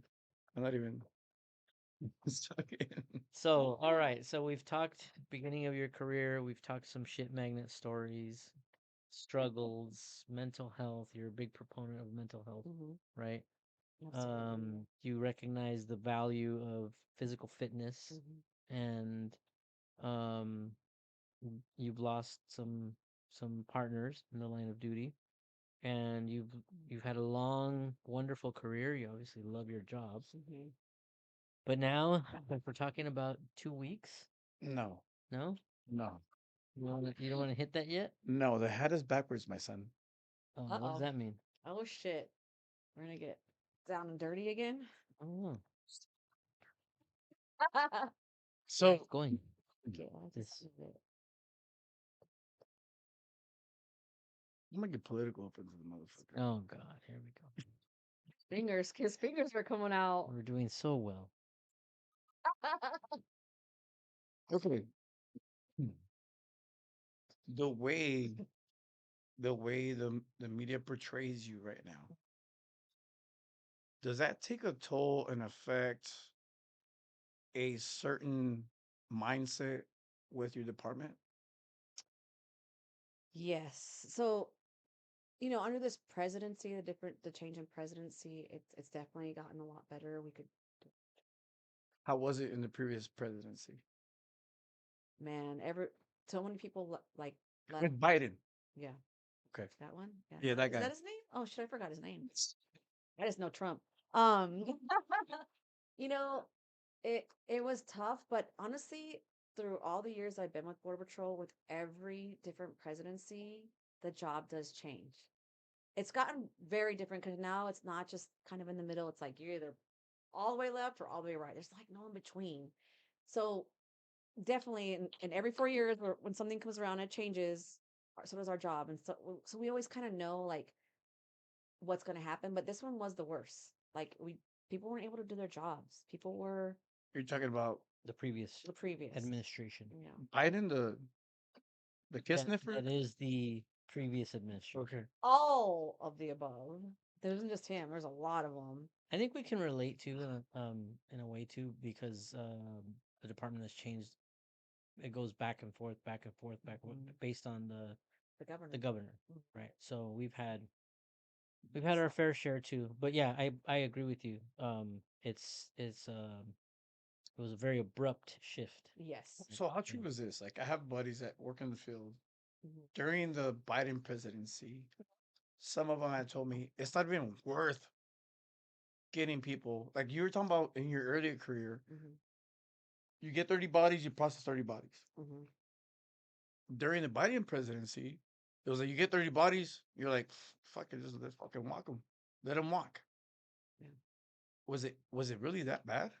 So, without getting too much into it, You got 2 I weeks, would bro. say. You get 2 weeks. So, when I told you I went to an office, Mhm. like that's not You're not a desk person. you're not a We- desk that happened jockey. Mm-hmm. 2 years ago, because my personal, I just see. I don't have to be somebody important. Like I've been a supervisor for 18 years. I don't care about promoting.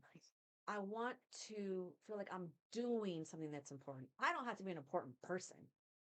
And I just felt my whole career I have, like I've always done these things where I feel like a badass, like, oh, I'm doing this badass shit. Yeah, yeah. And during that time I was like, I don't feel like I'm worth anything. And so the department I went to is prosecutions. So I went to the office job where we prosecuted everyone. So I felt like, you know what? I'm not doing anything important anymore. Like I'm not. Excuse me. So then I was like, okay, this opportunity came up. And I was like, I'm going to be prosecuting people. So maybe now I'll feel fulfilled because I'm actually doing something. And so that's why I transitioned to that. And everybody was like, what the fuck are you? You're going to be in an office? Like, literally, everyone's like, what the fuck? We So stopped. explain prosecution. Like what did you do? So we took like all the cases to like anybody who had anything, we were prosecuting them federally. And then we were the first Southwest border well, there's a northern border station to do. We give like these tickets, central violation bureau tickets. We were giving tickets. We were prosecuting state cases. Like the district attorney gave us state cases. Like we were able to do things, and so I finally felt like, okay, I'm doing something, you know? So that's just never in my career did I feel like I wasn't worth a shit. And then I got to this place and I was like, okay, like whether it's not something that I like to do in the field, but I'm actually doing something important. Mhm. And so that's what made me change Did to you that. go to a training? Like, were you? You just like you To me, when you say prosecutor, I'm like, damn, she's a lawyer. Yeah. No, we deal with the lawyers and Okay. you learn like because I've been so long in my career, I did have it's good when you have like a little background, like being on the task force and stuff, like you learn a lot of all that, like a lot of that stuff. And like I think my third year in, I did prosecutions as an agent. Um, and so I kind of knew basically the foundation. Hmm. And yeah, they just knew I could take on that task. And then a lot of supervisors put in for it. And they kind of trained me up. And then honestly, like one of the guys there, he's been there for like 5 years. It's You're still learning. There's always constant changes that you always learn. So you never know it all. When Vice President Kamala came to visit the border, did they really ship people out No, so they can make it seem like I don't think it's she ever empty? came. She came Did she once. come? Yeah. I think it was like, She I thought that was a shit that she yeah. I never thought that was came. a really huge deal. Is That that she when are never you gonna go came. I down thought there? she And she came was like, once. She ever came. Oh, border czar. Yeah, remember they called her the border czar? and then they But she backtracked never and said, but she never did "We it. never called her I that." don't think she came. What the fuck came where they cleaned it up? They and I know they happened because my homie's like, bro, they're shipping all these dudes to all these other facilities so that when she comes, maybe it's not here, maybe it's Yuma, I can't remember, but when she gets there, it's like empty as fuck. I just thought maybe you had some intel on that because Unfortunately. I'm not trying to rough up some flavor. Hire me? No, I actually don't know about that. I thought she never came to the border. I know there was like some kind of visits where people did talk about that, but firsthand knowledge, I don't know. Like I know there was like talk, like you said, about it, but it never happened at our station. I think the only visit we got was from Pence, and that was a good visit. That was a while back. And then Trump came, but he went to the Clexico station, so I didn't get to see him. No, I I wanted to missed go that one. too. I wanted to see that one too so bad. Yeah. He's back there. He's in the screen back there. He's behind the. covered. behind Yeah, the I got a little curtain. troll. Yeah, okay. I can't fucking. No I one can't. puts baby in the corner. But so you're saying now it's better? Yeah, absolutely. But you got to be careful what you wish for, right? So like now we're we have a really good chief at my sector that he's all about consequence and deliveries. So we are Who's your chief? prosecuting. No names. No, Okay. He run. I mean, he has his yeah. I was saying he Instagram has his own page. Instagram page. He's I all mean, about it. Oh, he does. Chief for the premier sector. Is it? he's the premier sector. That's right. Premier sector. Yes, he's badass. He has on Instagram. Yeah, It's open to the public. follow it. It's fucking badass. Okay, so I'm How plug many it in. followers? How many Plug followers it. do we have? Shit. Plug it. USBP Chief ELC. I think I do. He's Or maybe he follows me. They always say like we have the best social media. Yeah. Dude, yeah. It's 57 chief of Instagram. What is it? Hold on. USBP chief ELC. ELC for. I'll send you. Not sure what that stands for. Yeah. I know. This one's got 57K followers, bro. We're Sorry. circling with 60. Like, shit, so you're saying you have more followers than my chief? No, No, we only we have don't. 60. Fuck Like that. 60. Gonna 57,000. USBP Chief ELC, follow fucking now. All right, so you're saying it's a lot better now with him? Yes. Yeah. And he let like Well, he's been around for a while, and then yeah, he had he some. did the last administration and he supported us. That's why Yeah. like I always remind my agents, like, and trust me, like I'm not trying to promote. Like I've been a supervisor 18 years. I love our chief. Like I always tell people I'm not kissing ass. I respect him and I love him. And we were so lucky to have him during that time because he protected us. And he still let us do our job of what we could. And so now I'm saying like now we gotta be careful what you wish for, because now our numbers are like way down. So people are fucking bored. Like, which is a good thing because we have operational control. Most of the people not trying to come over here no more? Our sector is like, we're good. How far are you from the border? Well, we're like on the border. our station. I'm just for my listeners. I know where you're at, but Oh, like how border probably like what 20 miles? from Yeah. Raleigh, I'd 20. say about 20, 18 miles, maybe something like But that. from where you patrol, you're on the border. That's why Yeah, you're the pretty much. border patrol. Mine, bro. Holy shit! Damn, Ariel, you are the smart guy. Told you, it's just not good at math. Hey, That's it.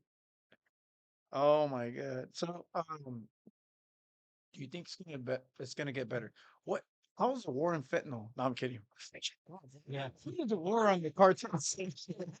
hey, Wow, that's crazy. I hadn't thought of that. What you were saying that now it's the crossings have like come to a halt. So now you guys are just Yeah. you went from Yeah. one extreme of letting people walk through and like whatever to to catching people, and then now it's just completely stopped. And now you guys are like, well, all right, what do we gotta do now? Yeah, So when that's crazy. I hadn't thought of that. when the governor said that he was gonna give money to illegals, how did you feel? I thought you were done with that. I'm not done. Oh, you're gonna keep going. She's gonna get fired by tomorrow, dude. I'm kidding. I'm like joking. It's change retirement to May 8th. May 9th. May 9th. No, like it's not like social media, right? Like Mm, it's so hard sometimes to silence it, right? Like mm, you want to say something, you're like, oh fuck, I don't want to say anything. Like literally, like when Trump became president the first time, like I'm sure everyone can admit, like they've lost friends, they Hmm. stopped speaking to family members, family. family. Like it was just really. So I don't want to be that person. But sometimes when you see people post shit, especially right now, it's pretty bad. Like, oh, is it true Border Patrol did this? Oh, is it true that Border Patrol did that? And I'm like, I want to say something, but like obviously I can't. Like, oh, is this true? Like, people want to believe everything they say. So it's just like social media sometimes. Like, are people that gullible? Do you Yeah. really fucking think that happened? Oh, it's true. Did Border Patrol do that? Oh, they're violating our rights. And I'm just Yeah. like, Why are our fucking eggs still cost a lot of money? so stupid. And some of the shit. I'm just like, I'm just gonna be quiet. Well, that's because the egg people fucking raised the prices and they made millions of dollars. And then all these chickens died. But anyway, So I get my bill. Chickens. Chickens. chickens. Danny doesn't want to engage. He's got 2 years left.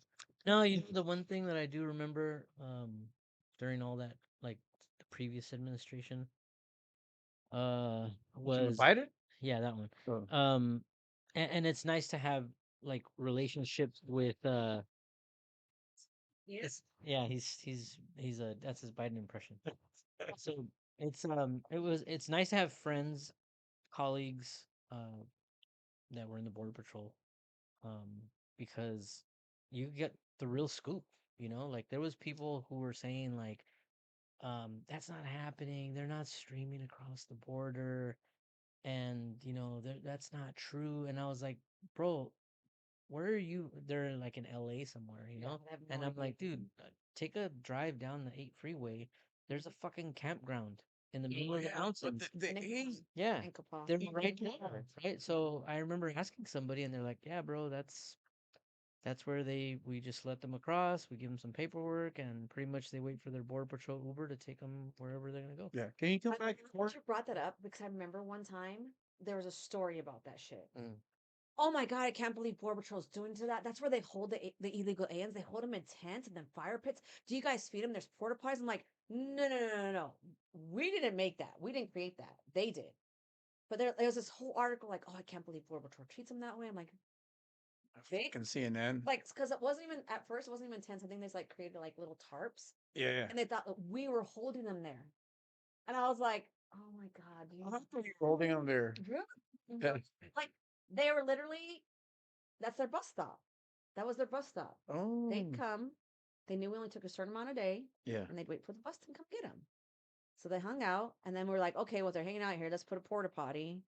Okay, and then I think they started bringing them food, and I think they gave them numbers. Like it was just like, what are we doing?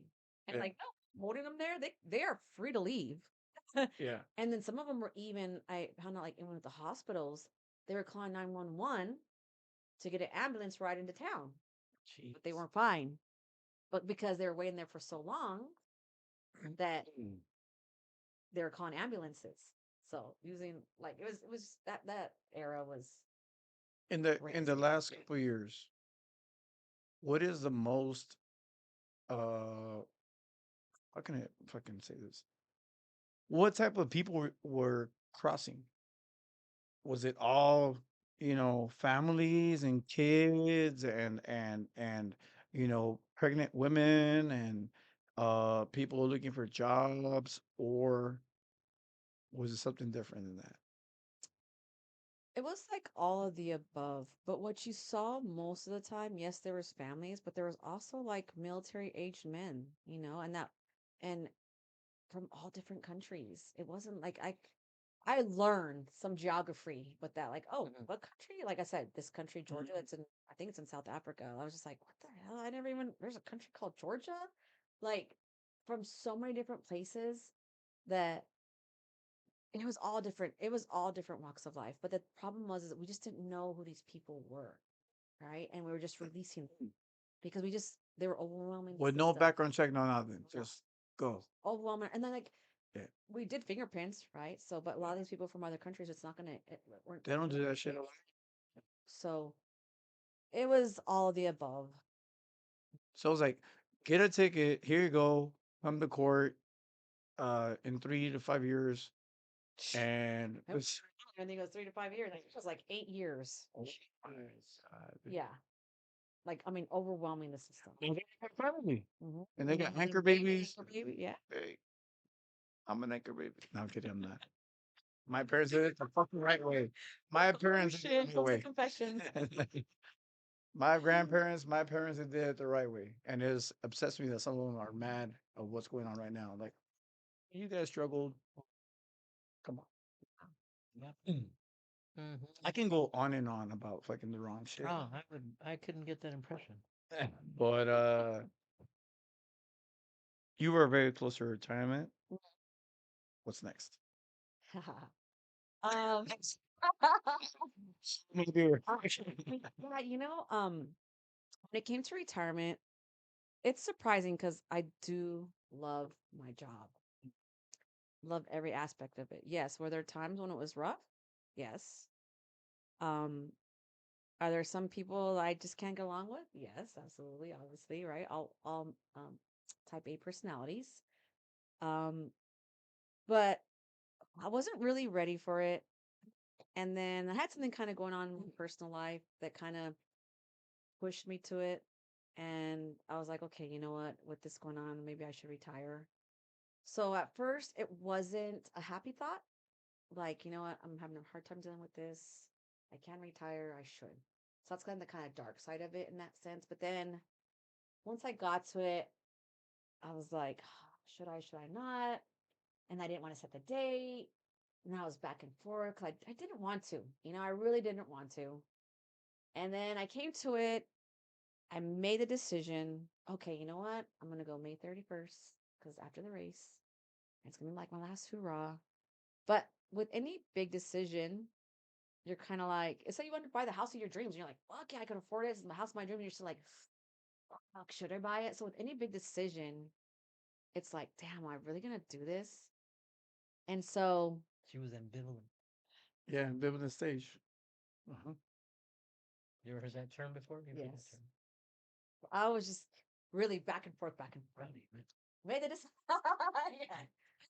I made the decision.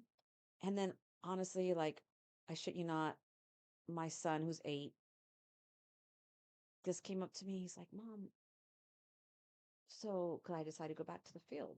Because I said, oh, you know what? When I retire, I want to go back to the field for a couple months. He's like, so you're going back to the field? I'm like, yeah. He's like, so you're gonna like do dangerous things and like, put yourself in you're gonna put yourself in dangerous situations. This is my 8-year-old. And I was like, well, yeah, baby, that's what I signed up for. And then he was like, yeah, but I don't want you to. I just want you to retire.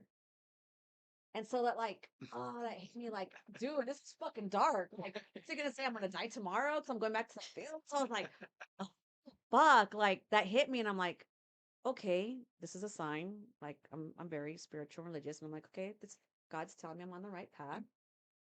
And then 2 weeks later is when Doge got a hold of our retirement and was like, hey, Some of this yeah, thing. I don't know about this. So right now it's really bad. It's in the House, a bill passed the Congress and it's going to the House that they're going to get rid of some of our retirement, which is could be anywhere from 12 to $1,800 a month. Oh.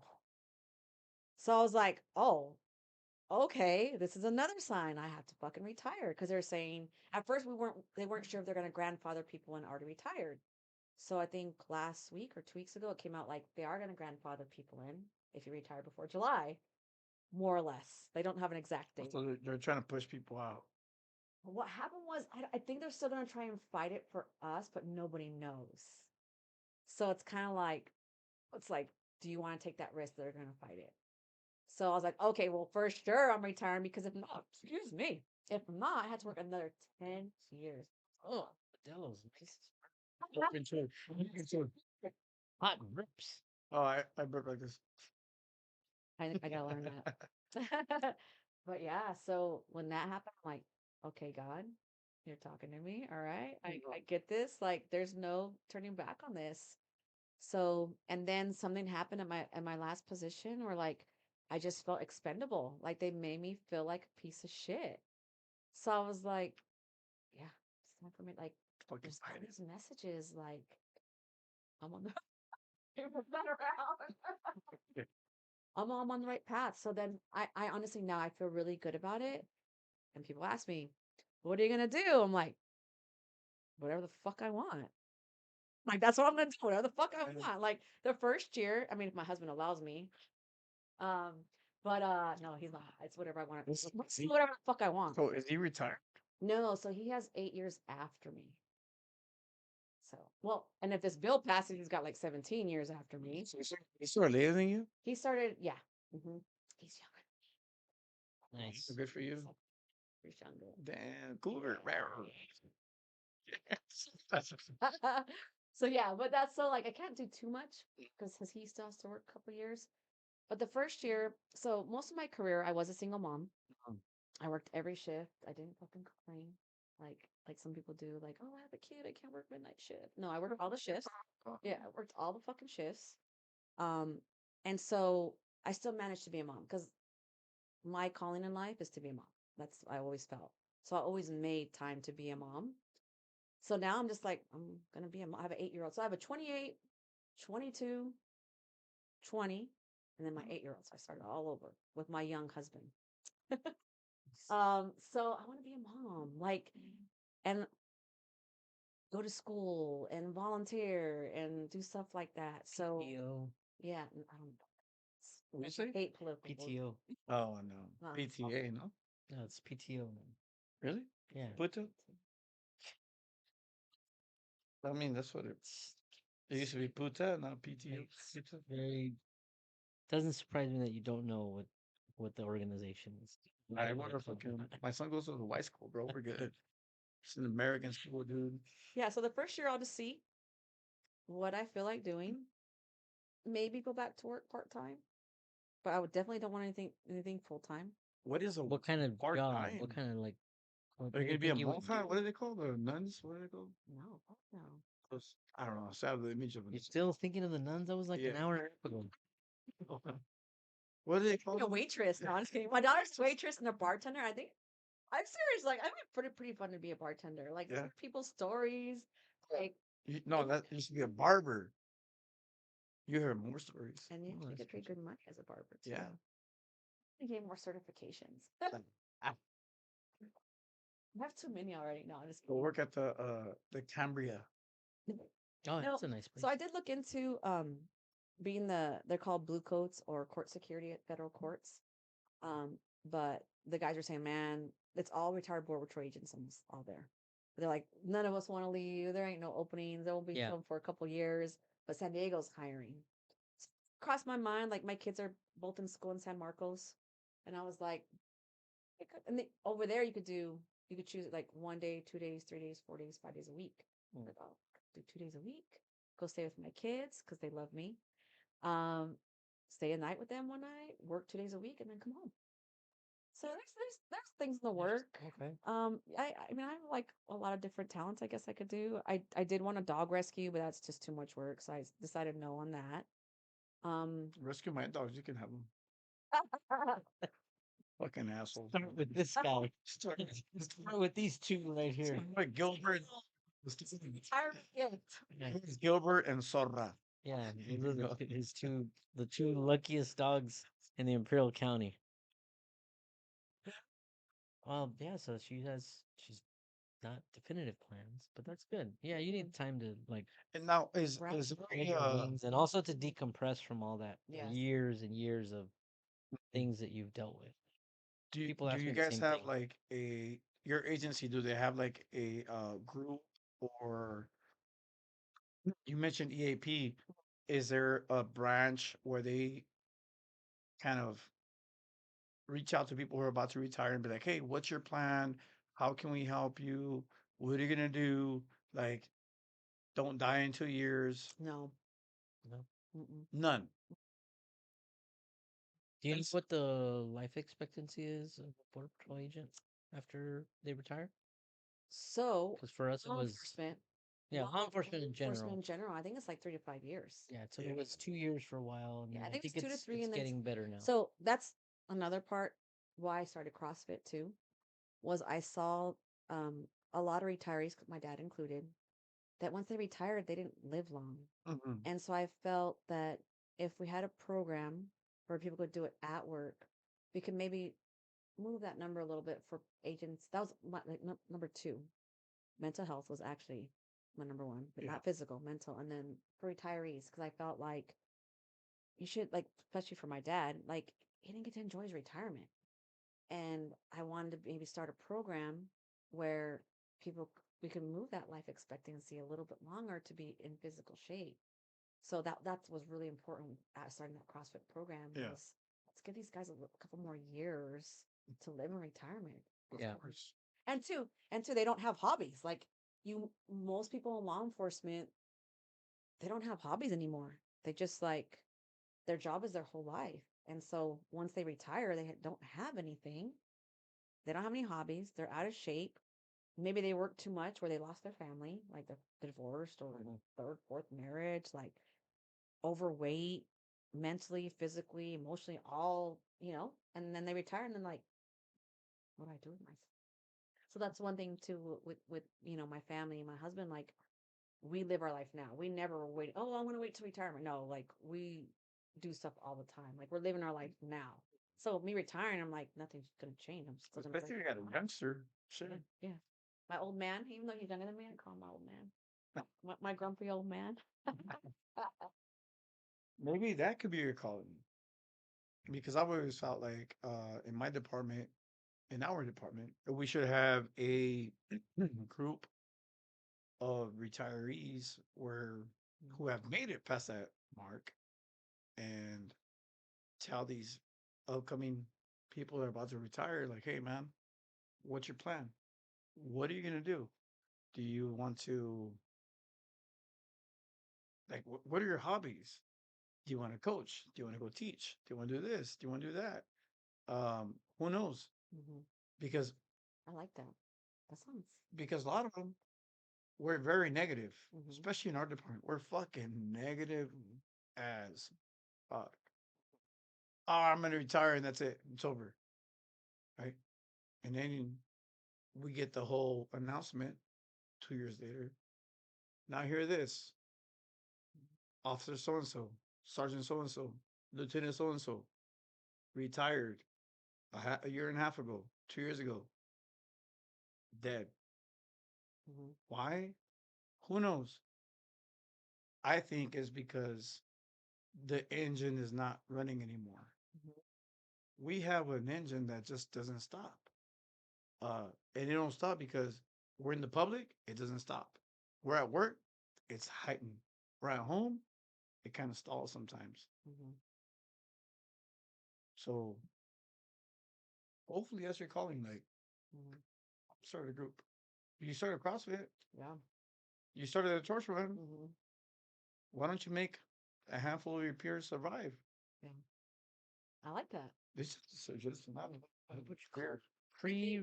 Pre-retirement program. a lot here for you. PRP.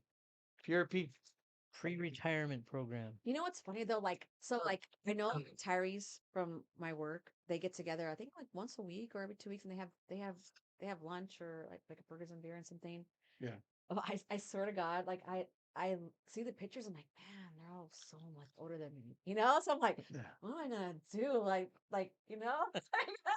Gonna Oh meet my some- God, like what are we gonna talk about? Yeah. Like, you know? So I definitely need to find like my little niche, Uh-huh. whatever that may be. I know there's a lot of things that I could do, but like I have always thought about service because I'm a really weird kind of person that like if you talk to guys in the field, I'm like this tough, badass chick. I'm like a dude, but I also want to save the world.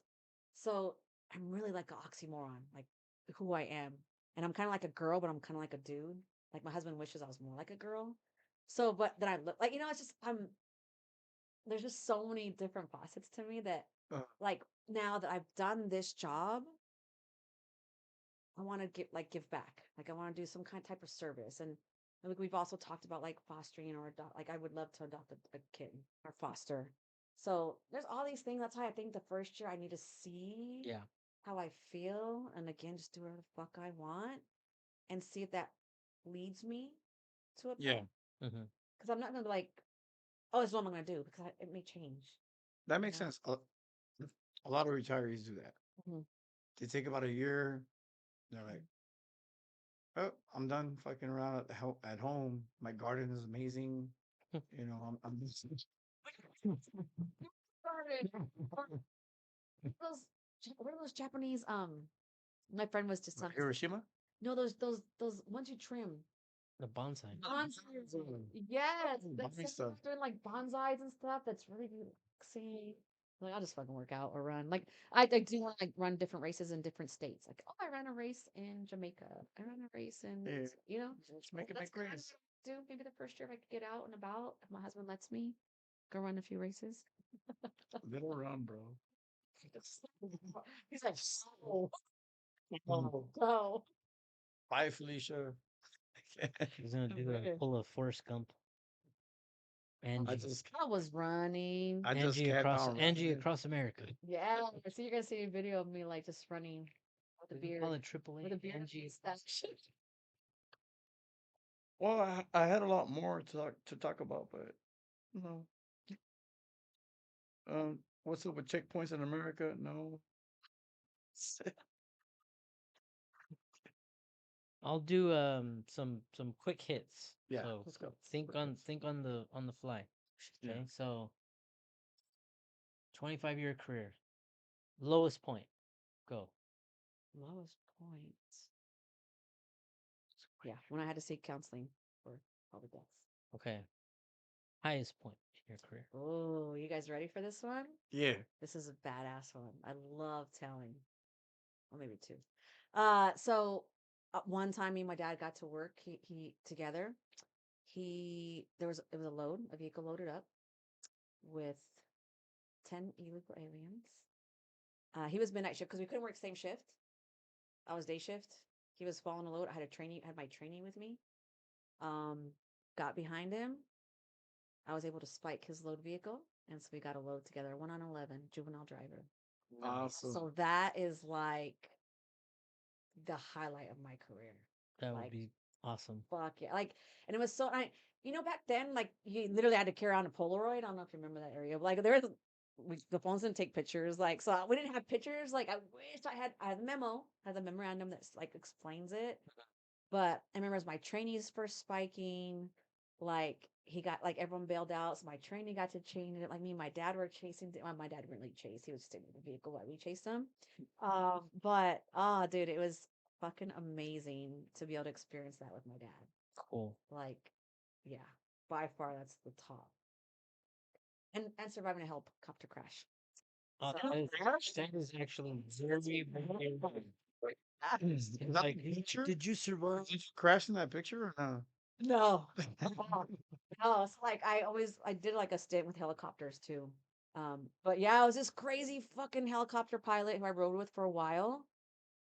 I remember his name, double R. Oh, I thought it was Sergio Cardenas. But he was like that's a former. like he put me in some crazy fucking situations, and that one like we just got too close to the ground. The group was running in the mountains in Campo, actually, in Boulevard, and the tail rotor strike. So usually tail rotor strikes, you usually end up fucked up or Yeah. dead. You're gonna. We like God was protecting me that day because it was a whole mountain of rocks, and there's this one dirt patch, probably maybe a little bit about the size of this room, and that's where he fucking landed. Like we just got so we were chasing the group. I think he got too low, and as he turned around, the tail rotor struck a rock, a boulder, and we lost. So we lose all like steering. Yeah. But luckily, we were already kind of low to the ground. That he was like, I just remember him saying, I remember hearing the sound, and I remember seeing like everyone drop to the ground. And the first thing I thought was that he killed someone. Like I thought like the tail like the rotors struck someone. Yeah. And he was like, holy shit, we got, and I'm like, Okay. God, I was like, you fucking killed him. He's like, to emergency landing. I'm like, what? And then like within seconds we landed. So I didn't even have like if I would have died, I probably wouldn't have known because it was just that quick. Like, holy shit. And then he was a really good pilot that luckily we freaking landed and that helicopter stayed there for like a week so they could get it out.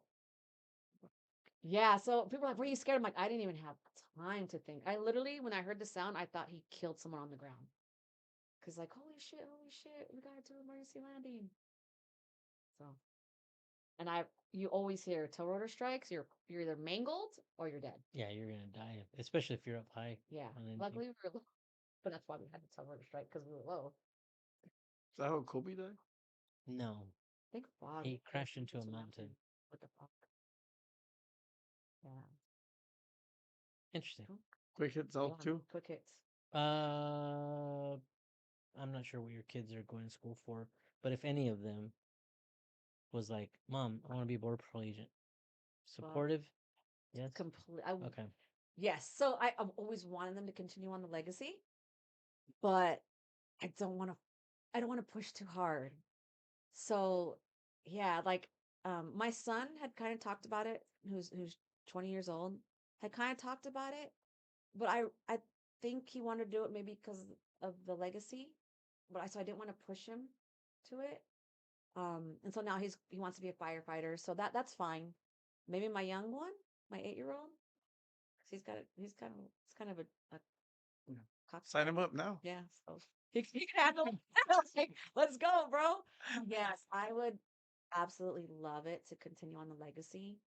And like luckily right now, even my husband's continuing it because my father started the first horse patrol unit in El Centro sector. Um, he started the first horse patrol unit, and now my husband is now the supervisor over it. Continuing, so it's kind of good. That's Now good. continuing that legacy. So even if my kids are going to continue legacy, now my husband is with that horse patrol. So Nice. that's really cool in that Yeah. aspect. So that will kind of hold me over until maybe my kids or grandkids, if my kids ever give me grandkids. You're carry still on that young. legacy. Relax. They're 28. I was 30 something when I had my They first. they had to follow the rules, I guess. They're not. Don't follow the rules. Don't just have kids for what for me. No, because then you're really not gonna have a follow-up plan. You're gonna retirement? be like grandma. Yeah, That's it. hey, I could deal with grandma retirement plan. Yeah, Hell yeah. that's cool. Yeah, I could totally do that. Okay, we gotta babysitter.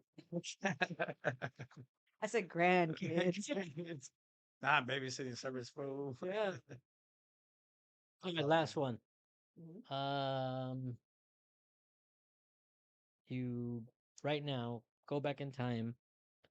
What advice, what would you tell your 21-year-old self right before you start embark on this career? Fuck the haters. No, I'm just kidding. Yeah. Like, fuck the fucking haters. No, I'm just kidding. No, I think that's like, yeah, I think that's what I said in the beginning. Like, I've always wanted to not give a fuck, but I do. And like I've learned even when I created the CrossFit program, there were still fucking haters. Like, I'm creating this program for you guys for free. How are you hating on this? So Yeah. it's like, honestly, like you can't please everybody. Like you could do the best thing in the fucking world, and there's me one person like, oh no, why the fuck that's not right. Like, so if I could learn that one thing, I think my career would have been a lot easier. And I still love my career. It wasn't terrible, but like people are gonna be haters. negative against you no matter what you fucking do. Like, just do what you think in your gut is right and just fucking do it. Yeah. Who cares what people think or say? Nice. Yeah. Yeah, that's good. That's my quick hits. That's gonna be my new thing. I'm gonna start. I like the quick hits, bro. It was very quick. I have to think of. But I have to think of make it more. quick Yeah, enough. I Like, think I have to think of more quick hits, otherwise people are gonna be mentally preparing. I bet you didn't know that we've been going on for an hour and 54 minutes. oh shit. It was a very good interview. I haven't looked at my phones. Don't look at it. Don't look at it. Bedtime. Holy shit, it's my bedtime. You're fine. You're retiring right now. I'm done. Angie, thank you very much for coming out, responding and saying, "Yeah, I'm down." Very down to earth. I applaud you for your career. Uh, you definitely set a template, not just for females, Mhm. but for a lot of border patrol agents in the future, any law enforcement whatsoever, mentally, physically, especially Mhm. because you're still fucking working out, getting it. That's amazing. And then you're not afraid to ask for help. You've been to counseling. Mhm. That's badass. That's a stigma in a lot of departments to not seek for help when needed. You've dealt with some trauma and you're getting it. Um, I wish you well. I wish you the best. You retire in 2 fucking years. I mean, excuse me, Weeks. 2 months. It's me, dummy. No, In 2 years. 2 weeks. Yeah. It's two something. 23 days? Yeah. 23 days. April 3. Excuse me, May 23. 3. Dang, how many persons he had? A lot. Enough. Enough. This is my life. This is my life here. Skip the fucking tequila. What? Damn, we didn't do tequila. We might have to end it with a tequila shot. Send it. No, no, I'm good. My trip from yesterday. It's sweet. It's not like straight. Let's do it. Right now, tequila. I'll record you. What? I have to. Now. I have to function tomorrow. Me Me too. too. To work. I have a doctor's appointment in the morning. Sick. Kudos to your husband for putting up with another person in law Oh, I'd enforcement. say you're gonna say kudos to me to putting up for my husband. No, dude, I just can't like, I can't imagine for a couple to be in Mhm. the same like department field career. You know what I mean? Because like, Yeah. oh yeah, I just feel like it's a lot of one upping. I don't know. I don't know. My wife, she Yeah. sells houses. If you want to sell your house when you retire, let me know. She also does lending, by the way. If you need money for the houses, For your dog rescue that you're still not sure of, we But you get a house, you yeah. get a dog rescue. So we're like black and white, and you guys are like black and black. So you see, Oh yeah, we so yeah. yeah. But yeah, when I started, that's how I imagine you telling him whatever. When I started, fucking, I saw bodies fly out of Suburban. What did you see, fool? He's always been on the horses, so he hasn't seen the field much. He's always on the horses, so Oh, he's okay. Jockey, horse jockey, huh? see? chicken Yeah. jockey. I went up to you. Yeah.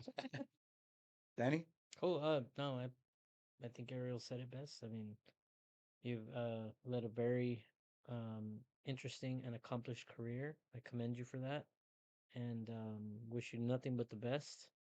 And hopefully we can work together again. We'll do a little follow up. for sure.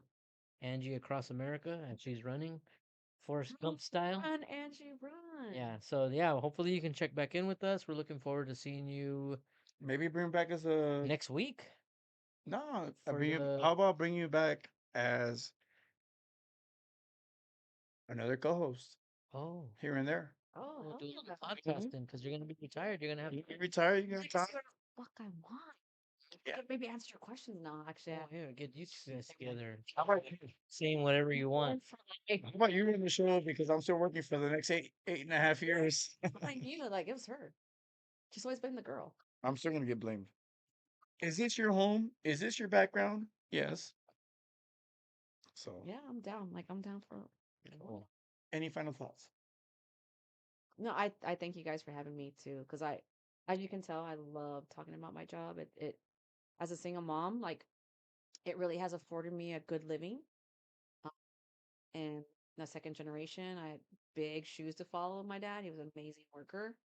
Uh, and so I'm really glad that you guys gave me this outlet to talk about it and kind of talk about, what the struggles of female law enforcement. And I really thank you guys for having me too, because I actually felt honored to talk about it. It's your first time, like doing this. Yeah, yeah, on the podcast. Yeah. Let's take a shot. Go ahead. You guys. What is Johnson for the camera? Yeah, give me an empty one. It's After this, let's Take a shot. see to go pee at some point. I know, dude. Like I'm don't break backed the up. seal. It's Grand Malo or What is that? Gran who? It's like horchata tequila. So that's it. Oh, How many beers have you had? One she is said two. See, it's not that bad. It's not just straight tequila. That is liquor. That's like straight up rompope. That's kind of it. Oh, Mpope is so I good. like rompope. I like rompope. Yeah. Malo. Hey That's what they used guys, to call you in high school. Me? Very bad. Nah, I was a gran nerdo. Nerdo, not negro. I'm scared. Nerdo. To 25 years in the border patrol. I know it's 25. Yeah. Like you're on the camera. Like Yeah, it's not bad. 'Cause I don't like tequila. When you That's said tequila, very- I was like, yeah. I got tequila. Tequila's like- tequila. Saving the best for last. So. It's like horchata. Ah, fuck, here we go. I had a girlfriend who cheated on me in high school. You know what her favorite drink was? Horchata.